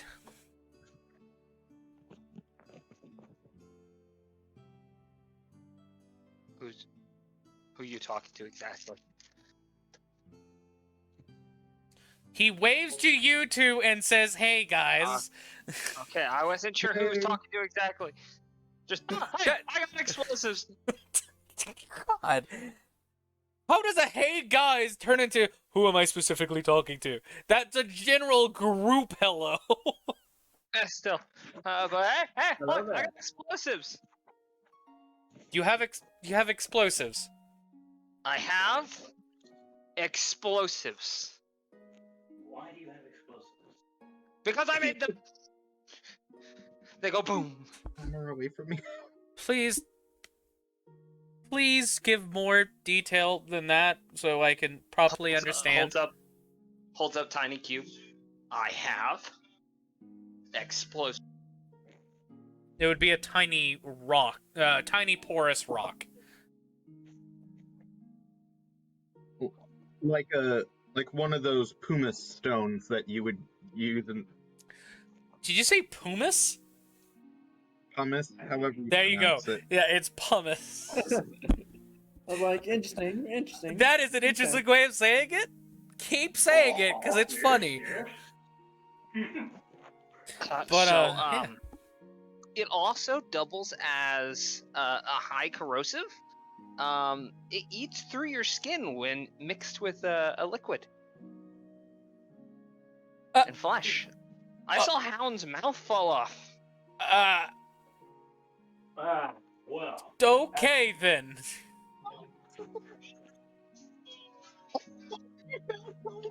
Just this isn't a good like. What's the rating on this game? Are you okay? I didn't say anything startling, did I? All right, and did you say you held up the smoke too? Yeah. And then I've got this, which has a healing property, but dishes it back twice as bad, and causes you to be a little bit tired. Oh. Okay then. Yeah. Yeah, we're currently working on isolating the healing factor. Jinsei would kneel down next to Terry and just start rubbing her back a giant go. Anything else we should know of? Oh, we managed to create a paste that one is hot, one is cold. One can save you from freezing to death. The other one can save you from heat stroke. So resistant. Kind of utility woman. Cold and heat resistance? That's It's like a paste. Think of icy hot. Whoa, Mr. Robot. oh wow, Roboto.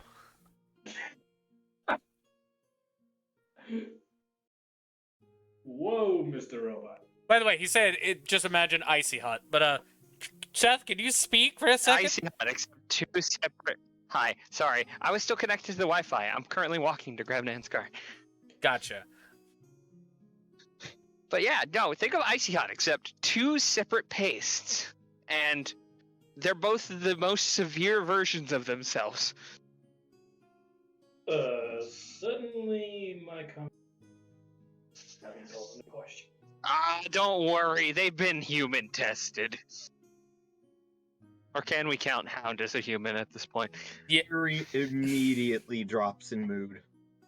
Like, not scared, just, like, sad. What? Yes, Seth. That would technically be counted as human tested. Oh, well, that's human tested. It's fine. They're within the usable Hold on. range. You said one can explode. Did you throw it at I threw it Hal? as Dick. I threw it as Dick. Seth! Sad. He's now got a scar along that region. I saw him physically, like, morph back together. It was weird. It's like he's stuck in, like, some time stasis thing that keeps him in one singular point. Though he can accumulate scars, it's more of he's perpetually brought back to just before he was injured. Or before major damage, I'm assuming. Yeah. Seth, of all places, Why downstairs? What do you mean? I only have one shop. No, I mean... He means hitting him in the nads. Oh, well, I mean, I could have thrown it anywhere. But I mean, if he was going to just explode and die anyway, might as well. Plus, he said he kind of enjoyed it. It was a new sensation for him. New sensation or new experience? Both. Potato, potato. Honestly, neither was a good answer. Yeah, Potato, that's fair. potato. Jesus. Sorry. That's it. Anywho, so we have these to throw and test out now. I'm just gonna hand you to the tiny pebble to make sure you don't get liquid on it. If you're gonna throw it, as you hold it out with your safety gloves on. I'm gonna take my other one off first, hand it to him, and then take it out. Here you go. No, I'm saying like you are holding it with your safety glove. Because people's hands are naturally moist. Oh, right. Well, that's why I gave him a safety glove, and then I handed it to him. Okay, that's what you meant. I thought you meant you took one off and then grabbed it with your fleshy hand. No, not with my fleshy hand. Yuto will That would just... be impressive. Or better yet, I'm gonna hand him my safety gloves and then hand him the container with it in it. Okay. Yuto will just stare at this and just like, no. No. Oh yeah, I also know to replicate that. So No! As he just hands it all back to you.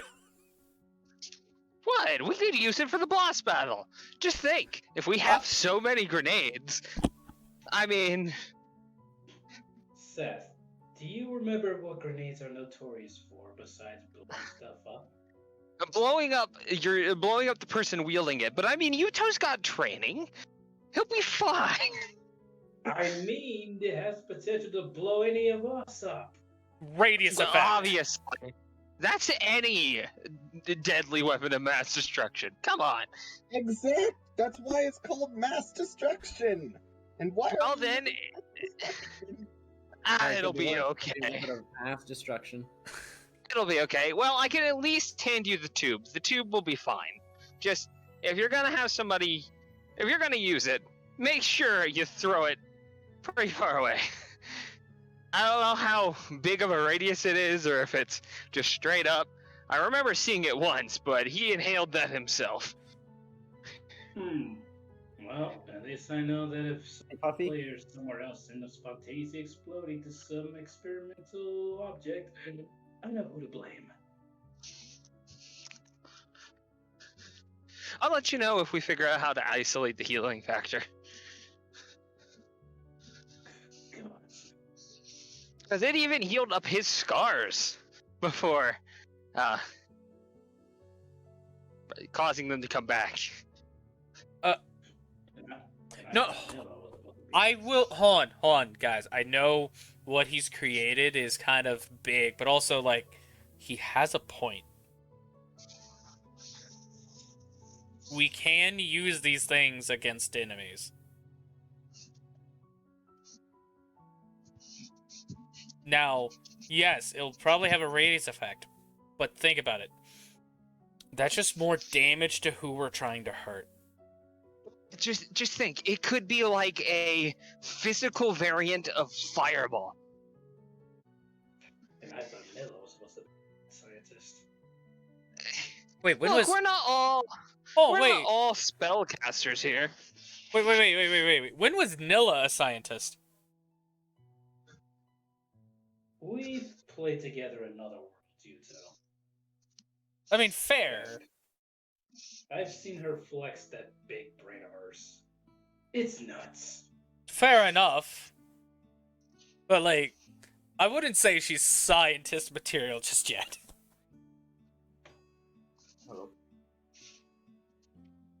Perhaps. But yeah, like, this stuff would definitely be handy to work with, especially if we decide to clear the first floor boss. I'll say this conversation, it has went on for about 10-20 minutes now. Veronika, you are walking up onto the group. Stop, assholes. I made bombs. She's a little minge still. Oh, good for you. Now you can kill me too. Eh, Oh no. Do you want the bomb? You can have it. I don't trust bombs. That's fair. I'm gonna go in and buy something real quick, so I'm gonna mute myself. all right. Okay, you call us assholes, but like we did try to get you up at the very least, or at least make it safe to get you up. Yet I'm still dead. Well, alive now, but dead then. You get the point. Yeah, well, I can help you get your level back up. Getting to level 2 Alright. shouldn't be hard. What's on the agenda for today? Well, there's a few things. Other than bombs. Uh, I got that already. Not that, but no, it was well, there's a few things. Well, I guess a couple, unless we find something else to do.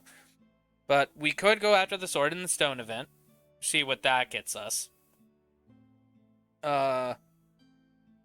We could go and re-clear the chapel to get you your experience, but I would suggest only 3 of us going, so you get the most XP out of it. And I don't know, I guess it would be more than a couple things. Or we could try clearing the floor boss, seeing I have some more information on it. Yeah. Mm,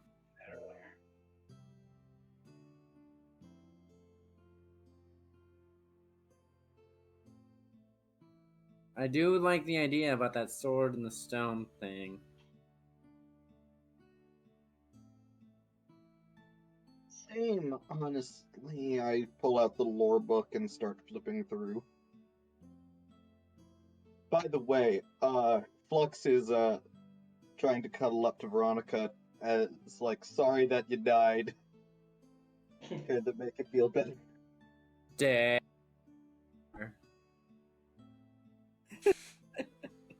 Come on, he's trying to be nice. It's I got my. everyone's Hi guys, trying. I'm back. Myself some tornado. Did you hear what we said? I did not. I have my headphones on. All right, we were saying that we had a few things on the agenda. 1 was to go do the Sword and the Stone thing.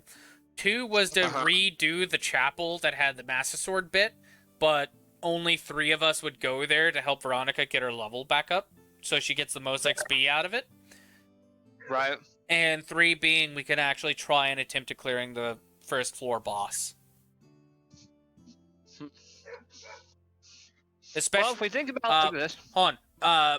Try clearing the first floor boss since Yuto has more information on it. fair. Well, so we think of it this way: she needs to level up. We know what we're going up against somewhat. So I mean, we could literally kill 2 birds with 1 stone. I know for certain it'll probably be a level up for her. Possibly. Plus, if we're careful about it, which, let's face it, here recently we've been trying to be more careful. If it's not some idiot trying to fight Sonic and wanting to fight all the phases. I don't know who that would be. There. Staring at Seth immediately. But, Yeah, I mean- this is the best part. He's explaining it, so we just like stare at him. Like, But no I mean- shit, really? That's 2 things, or that's 2 things we could do at one time, and then we can just go and do the Sword in the Stone event, coming back down. You know? Because who says we have to stay on floor 2? We could always come back to floor 1 and finish things off. Yeah, because by what I learned of going higher, it's after the 5th floor stuff changes. Yeah. So, I mean, you can't make omelets without breaking a few eggs. Who said I eat eggs? You don't eat eggs? Fuck, why? Eggs are And how do delicious. you make an omelet? That's Eddie, not Tiri. Eggs are delicious. You could make freaking quiche with it. Mm. Quiche. I prefer some Wagyu steak. So go have your eggs somewhere. I've never had Wagyu steak, being an American. Well, you're in Japan Great. now, so guess what? You're still not gonna get any because it is expensive, even here, especially here. With the pay my father's given him, he could probably buy a Yeah, few. he's probably getting that. Actually, I don't know where to go to get some of that. I don't know any of the markets around. Help. Oh, it's a good thing you've never met me IRL because guess what? I know the best spots. There's a Maid Cafe we could go to. Oh, perfect. Wait, is it the one that your wife works at, or? No, a different one. I believe it's like, what was it? Like a gamer version of it? No way. Those don't exist. We have like 3 of them in the same district. Can I roll insight? Yes, roll insight against her. Yuto's not because he's oblivious. Sir Mango, please roll for me as I am walking. Sure thing. You want me to do a physical or on your sheet? DM's discretion.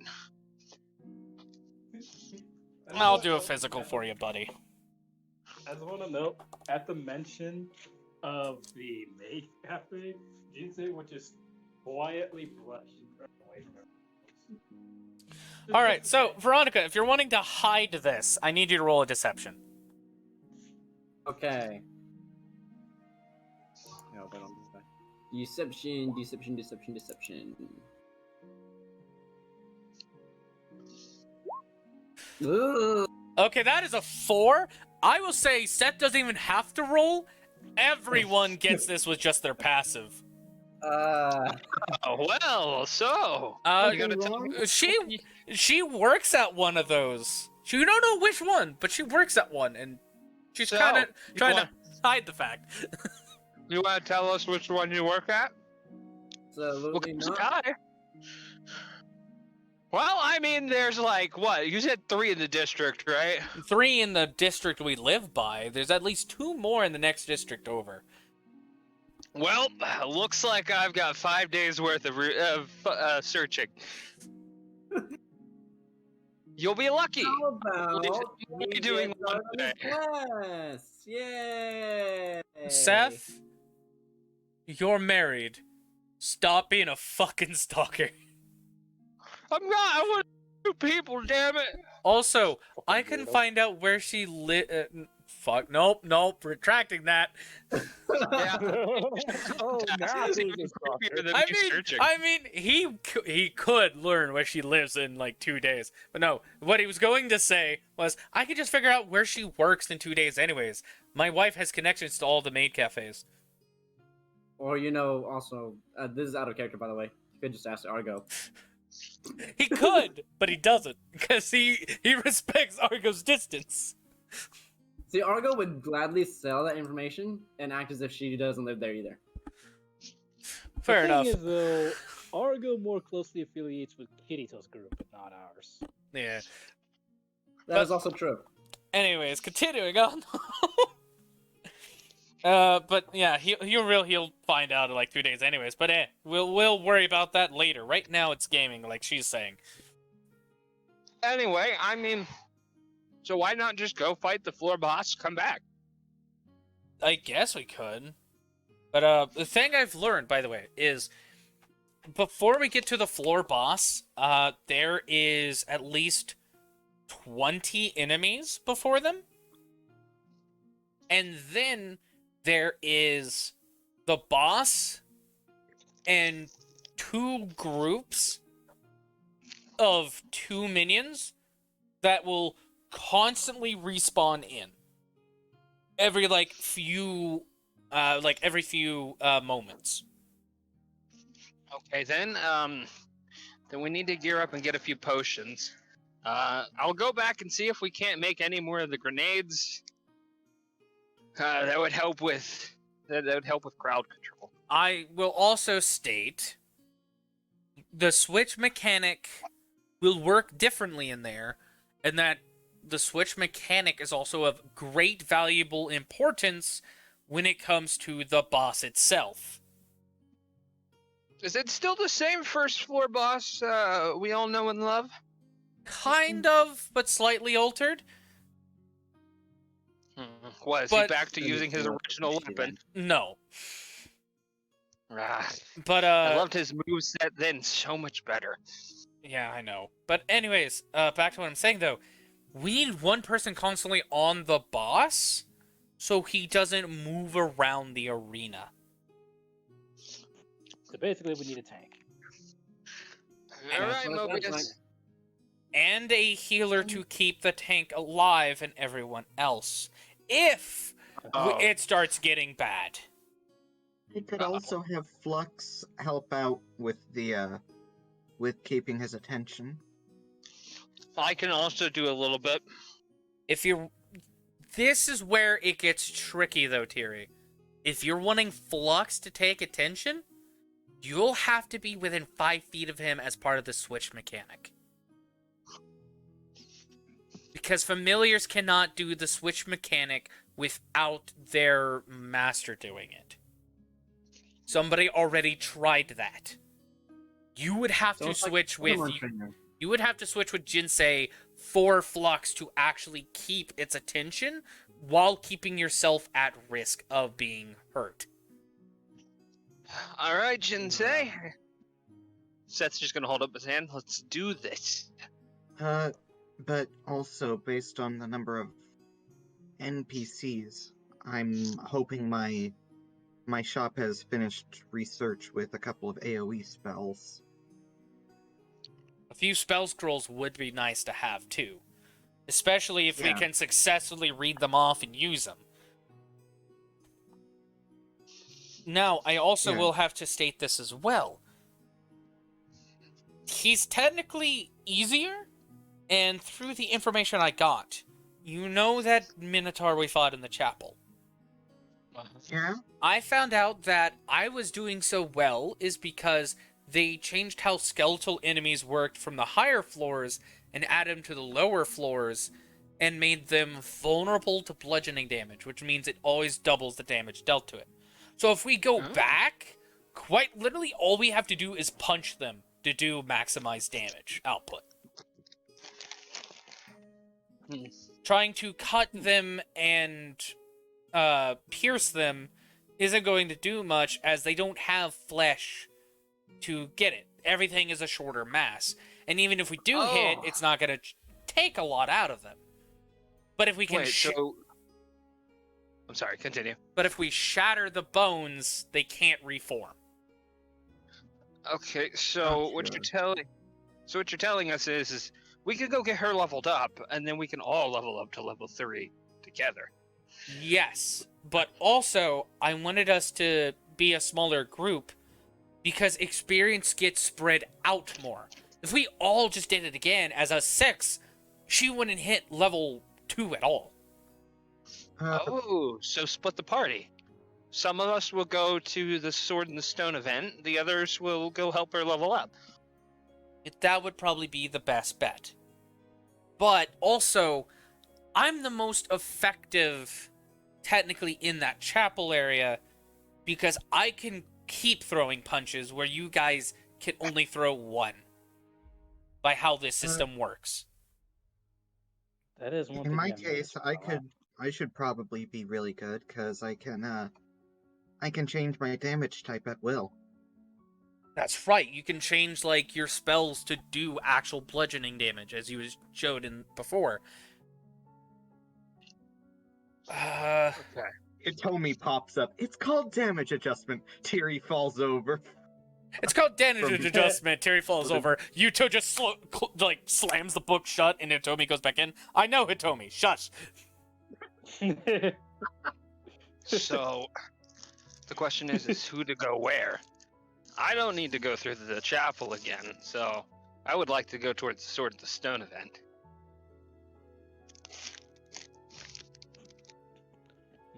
I guess me and Jinsei would go to or Yuto. That's Eddie. Keep mixing.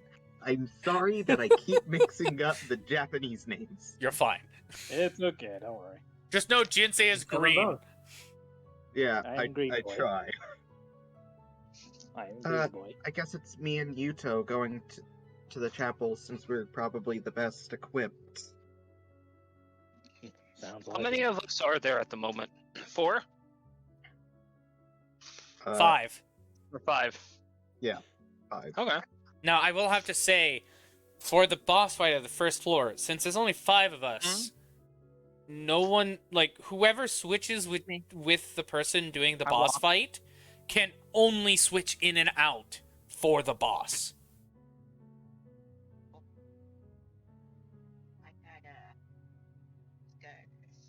Hopefully everyone got that information. Yes. Can only switch in out for the boss. Yes.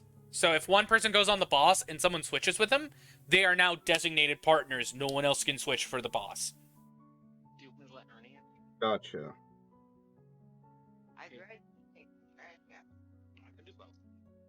I can mute myself if I'm bothering anybody.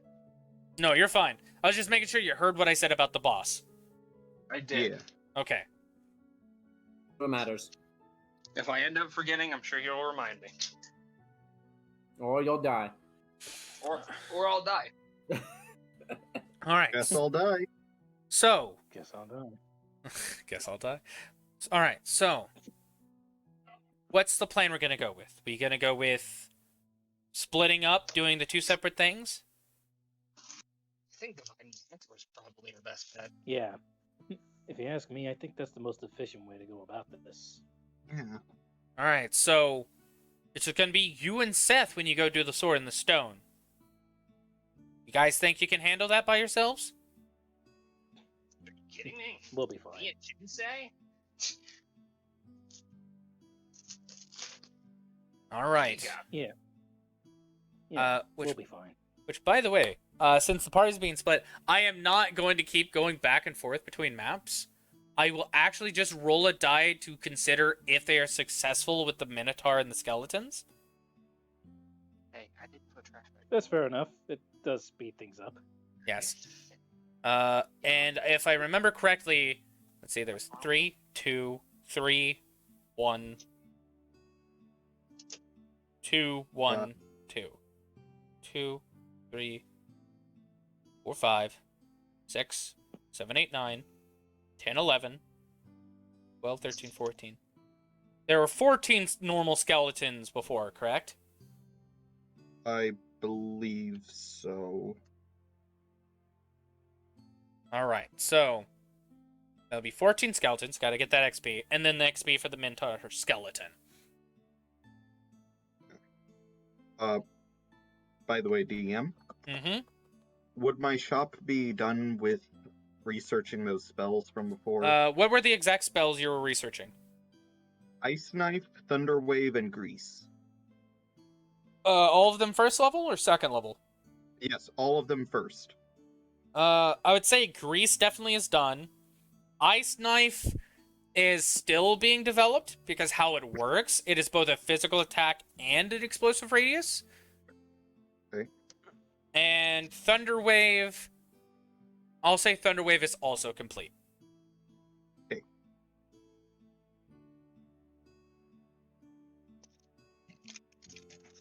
Then I will be adding those into my spell book as we for this event.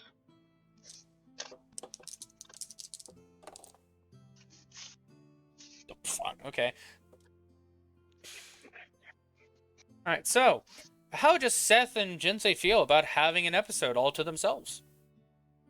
Hey, Jinsei. I'm saying this out of character. Please answer first. Oh, I mean, yeah, no, I don't care. Okay. Um, Do you guys wish to depart now, or do you want to go and get supplies? Jinsei, how you looking on everything currently? Healing potions and whatnot. Good question. I'll take a quick look. As he's You open. know, that is Sorry, go ahead. also a thing Tiri would want to get. Healing potions. Hey, I know somebody you can buy some from. Yeah. Oh, I still have a crystal of healing. Well, I mean, I'll give you a decent price on the healing potions, much less than normal, since I know you.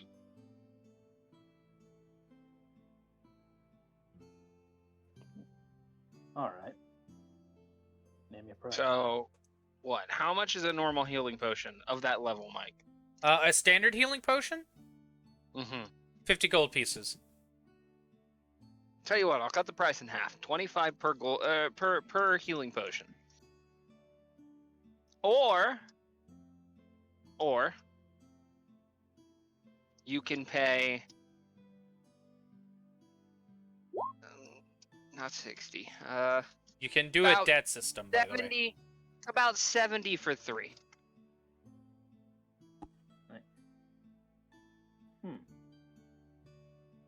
I'll do 50 for 2. What the fuck happened to my gold?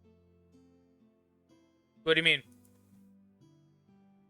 I had more gold pieces from the last 2 things that I was in. What happened? Why am I at 0? Oh, shit. Did we forget? Okay. What do you remember the gold being? In the hundreds? It was 90 if I recall. I'll give you 96. I forgot to give you your money back too. And I think you had 5 silver as well, so I'm giving you that. Oh, okay. Wait, you have Electrum! Get that shit off of your sheet! Ah! You went ballistic. Electrum is a bullshit currency. I will let everyone watching know Electrum is bullshit currency. Never use it. I'm going to let everybody watching know that one of my players in my own game decided he's like that annoying evil, like, I'm the most evil villain in the world. I have made a slight dent on this stop sign. And he only does business in Electrum. What the fuck? He has a magic item that turns, like, gold or silver put into it into Electrum of equivalent value. Oh. Oh. That's disgusting. Disgusting! Come on, Mike. Keep your lunch down, but you got it. Just so you know, Mike, this is blank. Oh, Blake! No! You son of a bitch! All The right. character's named Lord of All Darkness. Lord of all darkness. All Darkness with no space in it. All right. As you guys talk about that with potions, Yuto will actually bring up. Since I got this information, I also was able to stock up on these. And he opens a massive trade menu to everybody, giving them 5 healing crystals. Oh shit. Ooh. Which is basically a healing potion as a bonus action rather than an action. Yeah. I used my last one on Seth last time. I still have 1 left.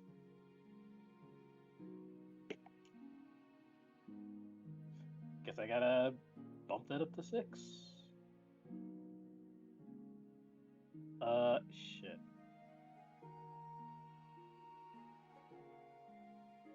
What's the weight for crystals? No weight. For No weight? crystals and potions, don't put a weight for them. Oh, okay. Yeah, I'm not gonna make you guys worry that much about weight when it comes to potions and crystals.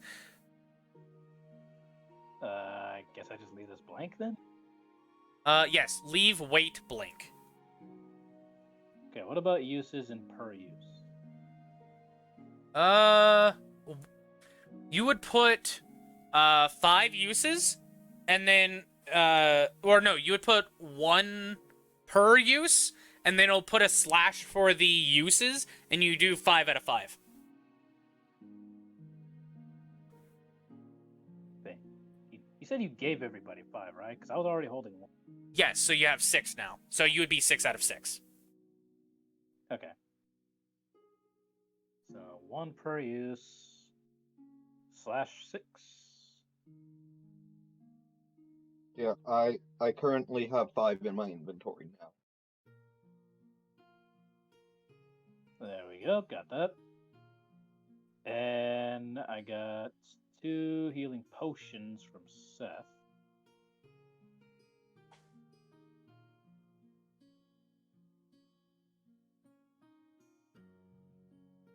And that will come at the cost of 50 of my gold.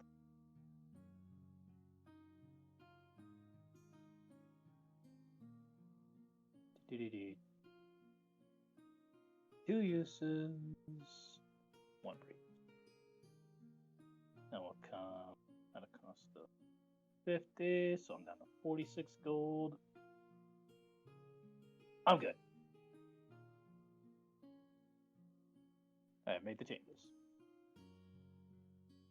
Right back.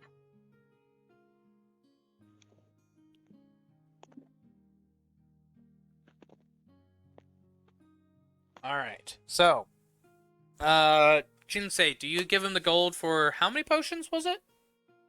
It was 2 for 50. I thought he said something for 70. Yeah, but I had a counter offer. Okay. So you're paying for his half value price. Because he said Yeah. you could pay for half or X amount for 70. Yeah, it was 3 for 70.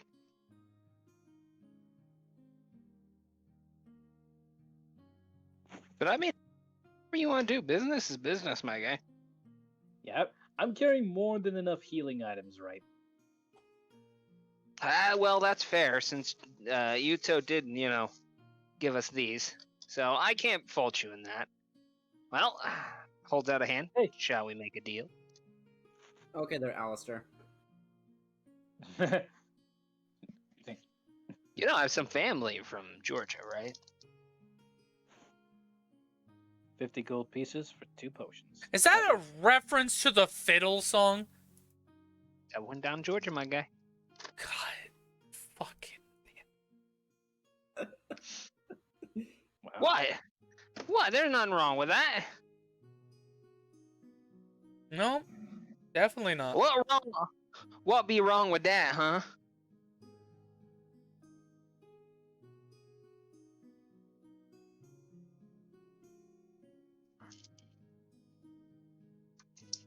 Anyway. Here's my offer for you. 50 for 2 potions. How's that sound? That is the price I gave you before giving you the option for the deal. So yes, that's completely fine. Alright, here you are. Just Mhm. smacks a coffer of the coin into his palm. Seth is just going. A menu pops up to confirm the transaction. What exactly did you pop into my hand? Did you say copper? Coffer. I'm back. Copper. AKA, he gives you the gold you asked for. Well, okay then. It's a coffer of money. Well, sure. I'm just gonna hand over the healing potions. There you go. And just gonna stomp away. Please, if you have any other questions or need anything else, do not hesitate to contact me. Also, if you would kindly maybe get the name of my business out there, I would greatly appreciate that. Noted. Alright. Well, that's all she wrote for that transaction for the time being. So, you ready to go give this stone and the sword a try? Sure. Let's see what we can do. Alright then, let's go.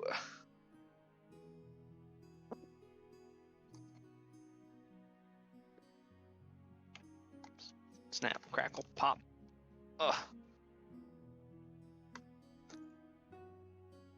All right. So, as you guys prepare to go out, Yuto, Tiri, and Veronika get situated for the chapel. Yuto reminds Veronika to use her healing crystal if she gets low. Yeah. Read your quiet. tooltips. Thank you, Joe Crap. I'm sorry, I had to. He And got inspiration. And as you guys go and prepare for your journey onto the next quest to do split the party and do two different things, let's take a 10-minute break. Okay. As we are technically 50 minutes over our break time. See you guys back here in 10 minutes. Everyone who's watching, get some snacks, drinks, use the bathroom, do whatever you need to get comfortable for when we come back in 10 minutes. Until then, I hope you're enjoying what you're seeing, and we'll see you then. Watch out for the explosions! All right, we're back from our break. I'm gonna wait till the PNGs load before we continue. Right, because we always gotta wait on those shits. Yep, who's currently still alive? Veronika and Jinsei are the only ones apparently up. Why am I in the ether? Hey, I will Jinsei, never die. virtual high five. Yeah! Veronika had to reach her arm like Wait, way hold on. backwards in order for him to high five it. Did Yeah. Jinsei Oh. just say, I will never die?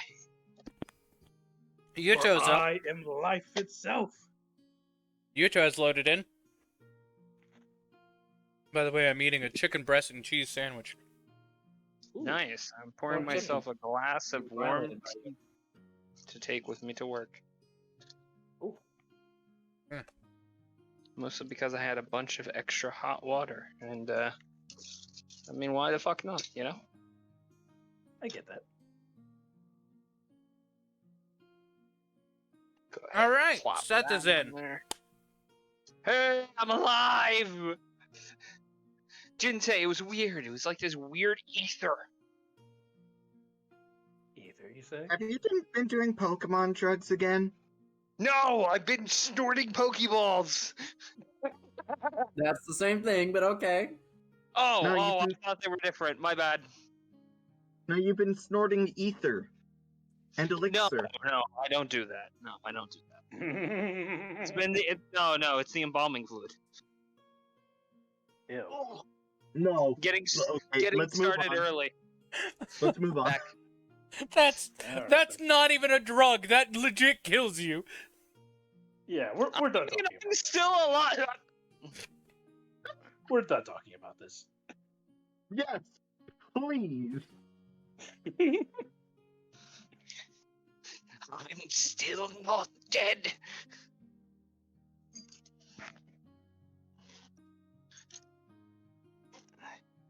Anyway, yeah, no, Jinsei, how do you want to go about this?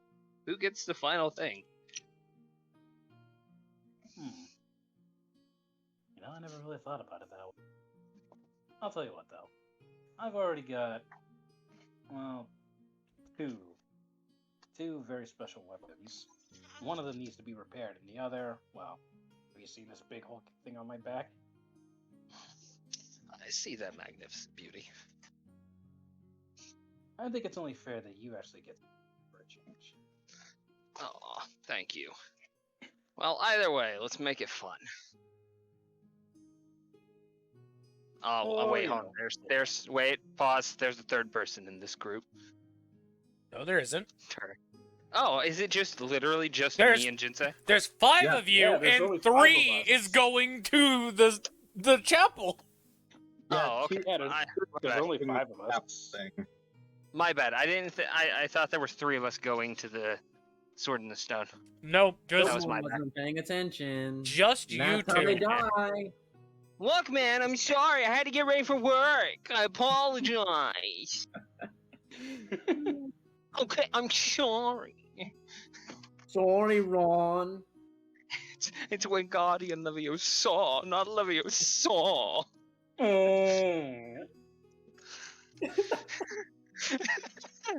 Oh god, we're in the head, guys. Oh, we're so fucked in the head, mate. Anyway, Oh man. Alright, let's just keep it going before this gets weird. yeah, it's already weird. All right. Hey, Mobius, let's fight a Terras. All right. No, shut up. Level 2. All right, guys. Not fight a turtle dragon. I'm going to move you to your separate maps. For Veronika, Tiri, and Yuto, they will automatically receive 383 experience. Because I rolled a 99 on your success rating. Jesus. 383. Yes. So she's level 2. Veronika should be level Yeah. 2 now. Okay. How much And, did you say again? Just to make sure I'm putting down the right. 383. 383. Okay. You just went out of edit. There you go. Yeah. You have your defense fighting style back. You have your hunter's mark back. You still need to choose your second spell. Each level up.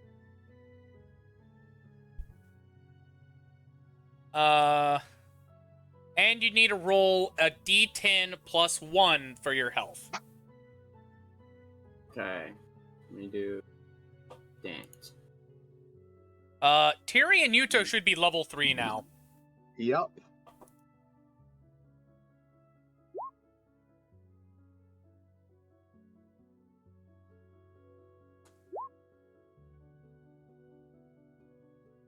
Seth is just going Did to not be mean to click that. Seth You is just should- going to be cracking jokes with Jinsei. You said a D10 plus 1? Yes. Okay. Hey, Jinsei. Now Tiri is going to be having her shop research second level spells. Jinsei, why'd the chicken cross the road? This joke is as old as we are. No, it's older. Come on. Why'd the chicken cross the road? That- Is that adding his con? Ah. Yes, okay. Well, hey, Mango, quick question. Can I look around for, like, a chicken in the area? Sure. roll perception. That is an 11. What is Seth's modifier? 5. You got a 16. You see Veronika. a random wild rooster. The chicken crossed the road, and I tossed the cube at it. No. Okay. I'm going to say the chicken is a safe 30 feet away from you. Ah!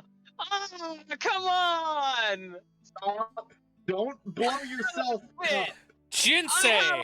Bitch! Oh, Jinsei! Yes.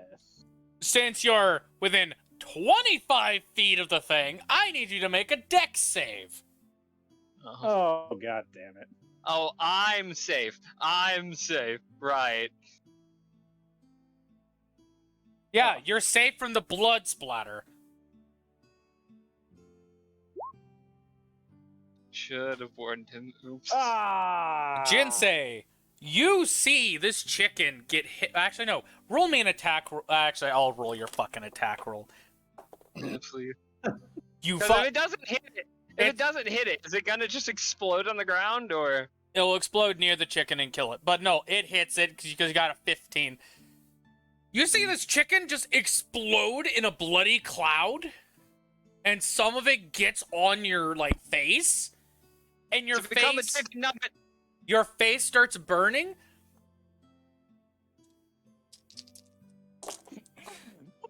You take 11 points of acid damage. But after you you guys said can to hear me make now? yeah, but after you Yeah. said to make a chicken nugget, what do you do as you see his skin start getting acid pox? Oh, I said I went over to hand him a healing potion or two, and start cleaning off the blood and apologize, saying I thought you were further back. I apologize. I need you to make a medicine check. Do a fucking roll. Yeah, I know. What's your fucking medicine? God damn it. Well, luckily his wisdom's decent. His wisdom's decent. Oh, you got a 17. All right. Instead of just wiping the blood off, you take you take some of the dirt on the ground, and you smear that across his face. What an asshole thing to do. And when you do that, because you remember it attacks biomass, and since you're rubbing the dirt, you're also rubbing grass that's in the dirt onto his face. And when you do, it starts attacking the grass. Then you take a rag you had in your pocket, put water on it, quickly wipe off his face, and chuck the rag as it bursts into flames. Oh, right. Okay, not doing that again. Jinsei, you will no longer be taking any more damage. Also, you get health potions. How many? 2, you said? 2, yes, 2. 2 should be enough to heal him fully. Or at least close enough. I will say your travel, it will count as a long rest, or it'll count long enough for where he regens his health back. Oh, okay, then I won't worry about it. I'll just apologize profusely. Roleplay that, because it's just you two we're following for the rest of the stream. Look, man, I'm sorry. I didn't mean to. I apologize. But now you see the extent of the rock. There's probably no more rock. But If you're gonna make something blow up, give me a heads up so I can duck and cover first. oh, believe me, I've realized my mistake. By the way, now you know the radius of that is 25 feet.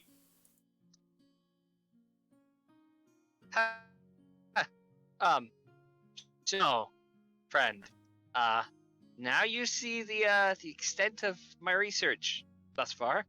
How do you think? You think we make more of it? It could help with the boss? Do some more tests first before you consider that. Alright. Poor hound. Come on, let's go. Alright, following you.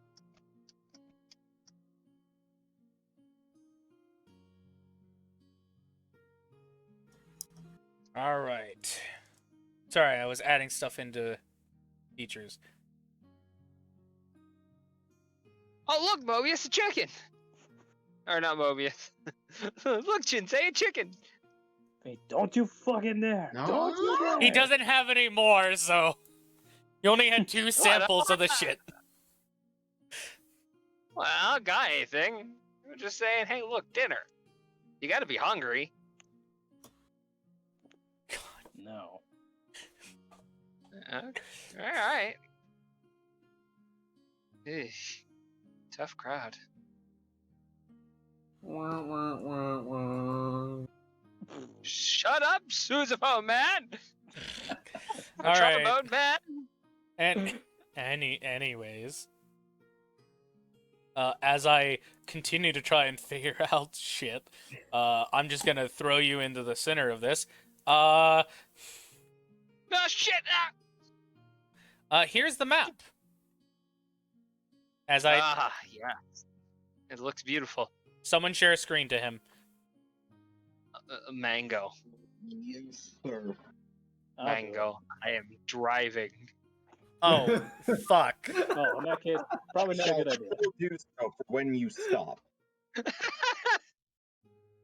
Probably not a good idea then. I agree with that. Yeah. I'll be right back. All right. Somebody share screen. I'm driving. Oh, well, shit. Well, I'll have the map up for the people to see, so they can see how beautiful it is. It That does look works. beautiful. Anyways, you guys keep role playing, I guess. So Jinsei, about these memories everybody keeps having. What about them? What are they like? I know you guys described them and all, but I mean, like, is it like you're actually there, or something completely different? Best way I can describe them is they're like an illusion, but they feel so real. It's like it's trying to overwrite your real memories. If you've got the mental fortitude, however, you'll acknowledge that they feel real at the very least, but you'll still know who you are and where you came from. And the question is why did they use us as like the basis? Or does it change for everybody else? Hard to say, really. Then again, when you think about it, a lot of the events that have happened here so far, they've transpired because the developers have preserved our memories and experiences from the Death game. Otherwise, if this was a completely fresh start, we wouldn't be seeing things like the dagger or the NPC that's made in the shape of the girl that Yuto murdered. Yeah, but they could just be reusing assets if that's the case. True. But I mean, for them to be that closely intertwined with our stories, something just don't add up with that. You're right. We'd have to be really careful with what we experience here. The last thing we need to be doing is losing sight of ourselves. But since we've been in contact with Kay as of late, who knows what could happen? Could be Death Game 2.0 if we're not careful. I don't know about Death Game 2.0. Not yet. But I do see your point. Either way, I think we should do some digging both in here for lore and outside. Right. We are going to need to know the real ins and outs of this place. Mm-hmm. We may have been here before, but at the same time, it just feels so different. It just doesn't feel right. Either way, let's keep it to us for now. I know we're two of the, well, Yuto would be the best researcher for our group. Not saying that any of the new people aren't, but just, we gotta be careful about who we let in. You don't have to tell me twice. Anywho. For a moment, in his thoughts, Jinsei briefly cringes his head. You better not follow me here too. I settled things with you back in GGO. I don't need this now. Now, how far do we have to go? It should be just up ahead. Some luck.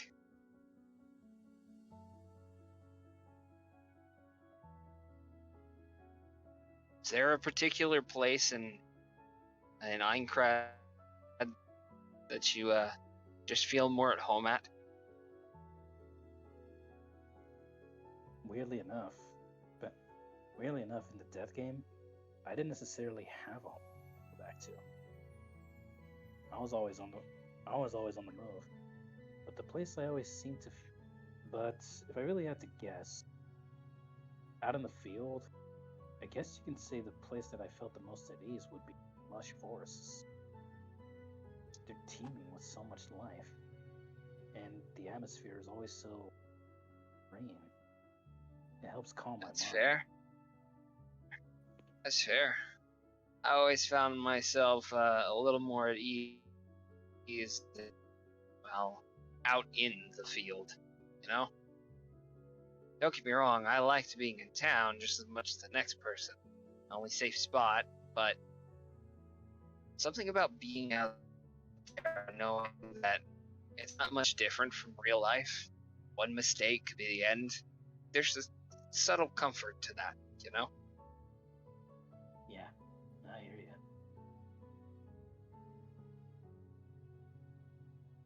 Well, regardless of that, we're out of the death game, so let's try and think a little bit more positively.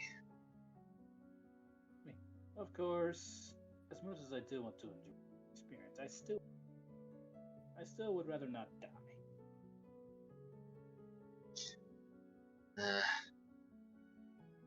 After all, I do want to live.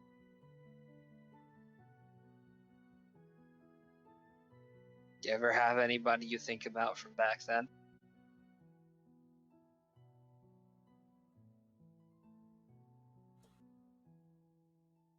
There was one, however.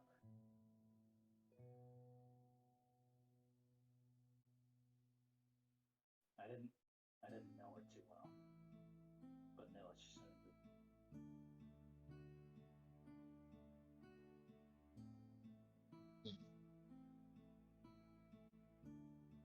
Let's just say, because of my pursuit of him, I couldn't do it to save her. I see.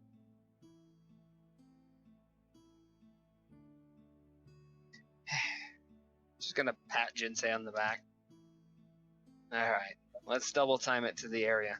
We want to get done around the same time as everybody else. Yeah.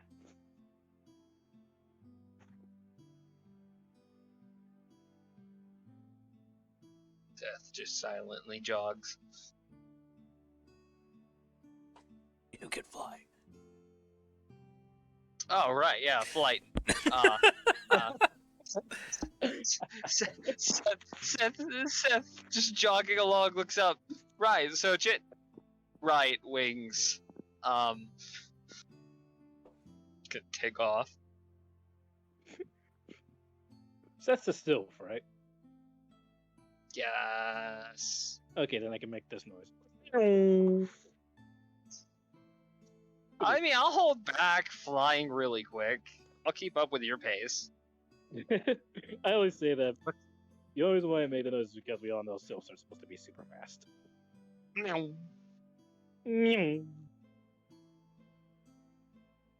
Seth is going to try and learn how to fly without the controls on his way. You realize it's a lot of tingling in the back and using your own head, your own body's like center core to do the proper balancing. Takes you a while, you flail your arms and legs a bit, but after a moment you find the point of center where you can keep gliding at a good pace, and you eventually find a way, okay, now I know how to fly like this even faster. Just gotta tuck in the arms of the legs and just keep my head straight. I'm gonna Superman pose. Alright, let's go! Jinsei will also sprout his wings, following behind. Alright. As we go, is there any way I can make a perception for any herbs?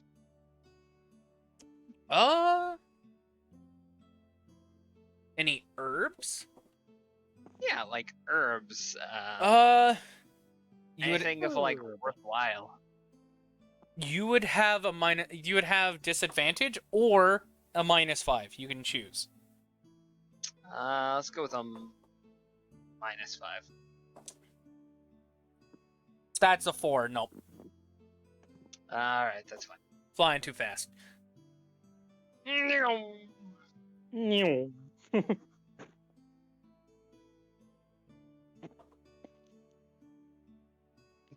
Seth is gonna put Jinsei through the paces. He's gonna fly just ever so quicker. Come on, you're falling behind. It's not a race. What? I'm going normal pace. You're a sylph. You have the fastest flight speed out of everybody here. Well, I mean, there's only one way to improve it. Just gonna look back. Your race.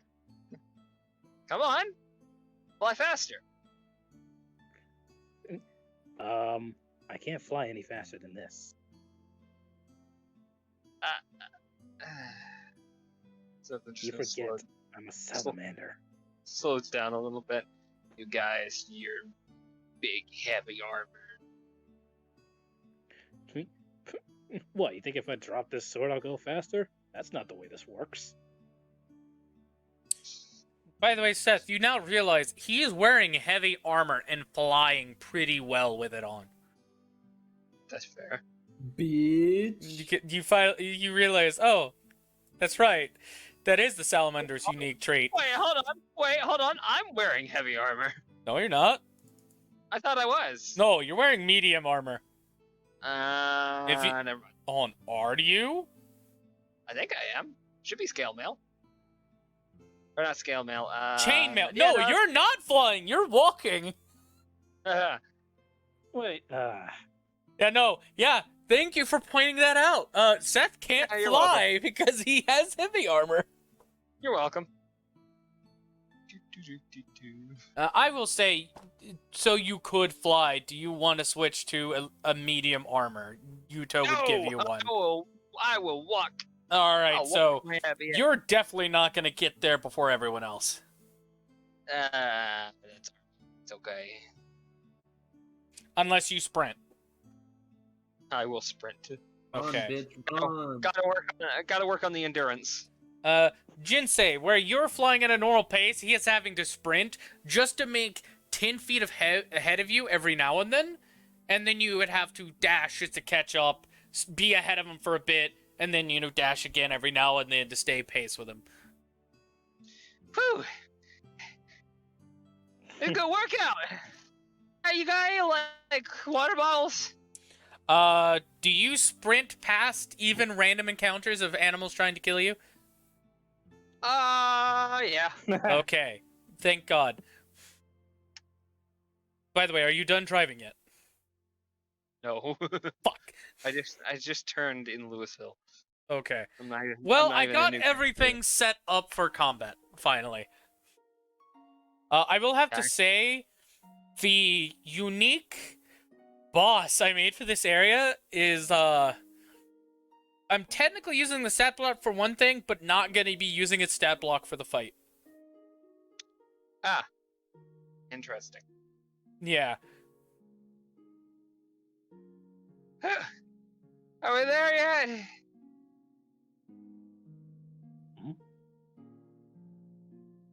hey, I think I see something up ahead. Oh, thank God. I will cut to the other three, because I'll say will be them finishing the other dungeon. Thank you. And let me just edit the map to where it's just them three. By the way, when you guys go in the back, there is no Master Sword to be pulled out of the stone, or out of the pedestal. But now to switch the map for everyone else. Veronika, as Yuto stated, the bludgeoning works very effectively against these guys, because, and especially with Yuto's class, he did it faster than both of you combined. And Tiri was doing good with her spells, but because of Yuto's, like I said, class, and him being able to attack more than her constant casting of spells, he was able to clear them out, including the boss, really fast. I will say Yuto got the final hit because it honestly makes the most sense. It does. So I would say Tiri using magic missile would probably be roughly the same damage minus like dex mod shit, but yeah. all right. Someone D10 me. I'll do it. I got you. No, you don't. You're driving. Oh shit! He saw through my ruse. You like, there's 9. no way he's got him. You said 9. Yes. Okay. Okay. Okay.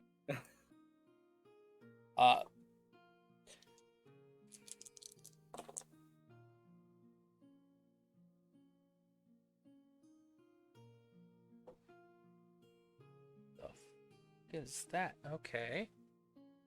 Got quiet. I'm seeing what this magic item is. The fuck is this? Modificado. The fuck is this? Duro! Duro! Okay, you know what? I made a mistake with the magic item tables doing a D10. Do a D6. Nani the You fuck? silly, silly boy. The legendary items was on table 9. Six. Sith. You Okay. You silly, silly boy.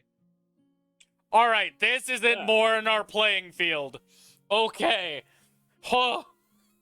I'm not giving Oh, myself a yeah. legendary item. Just give me the legendary item No! and make it an item that you man, can't you should- use. You should give me the legendary item, one that I They're can not just even look there. at up on a wall. All right. What he gets is a +1 weapon. Oh, that's all. Mm-hmm. It could. Well, technically, it would be a +1 enchantment or weapon of his choice. And since he's only using fists, he'll choose the enchantment.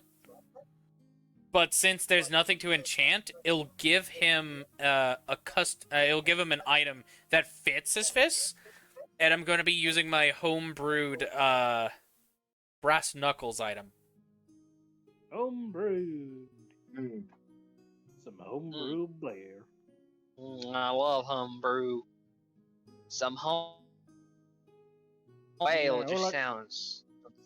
Want some homebrew moonshine? Is that on there, Ab- homebrew? Or, I'll sorry, take some it's homebrewed. knuckle dusters. They're called knuckle dusters. And they're finesse weapons. But Man, since, if only they had a dagger on one end, then you know. then it'd be that would be the spiked knuckle dusters.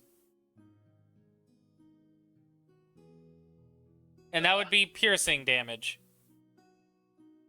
perfect for you, Toe. Perfect. No. He's taking the normal knuckle dusters. So I can change his martial arts to knuckle duster. +1. And add a +1 to his attacks. His attacks and damage rolls. There we go. As he, selects his last hit bonus item, you see that something generates onto his hands, and the knuckle dusters he gets is reminiscent of the trying to think of the game so I don't sound stupid when I reference it. Mhm. I believe it's just Hyrule Warriors. Can you play as Dorian in there? The Goron chieftain? Yes. Yeah, Darunia. Arunia. Darunia, thank you. Yeah, you can play as him. And he uses the Megaton hammer. He's a swell guy. He loves Alright. dancing. Yes. All right. He loves His knuckle dusters are look like the Megaton hammer on each finger. Like it's the same black iron, the black iron aesthetic Goron symbol on the front of the finger, but the Goron symbol is also on top of a round, flat-headed surface. Neat.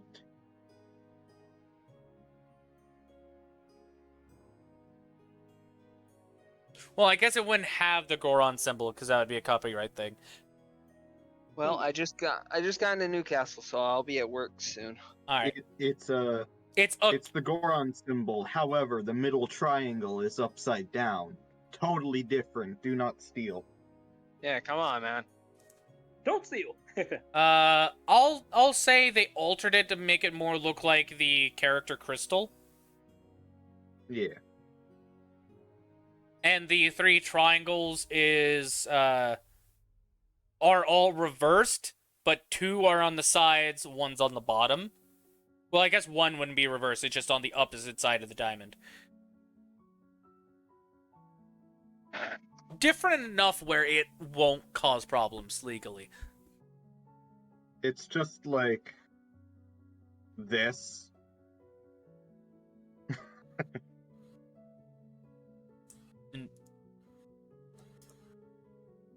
I just realized that's a bit of a nuclear symbol. I should delete.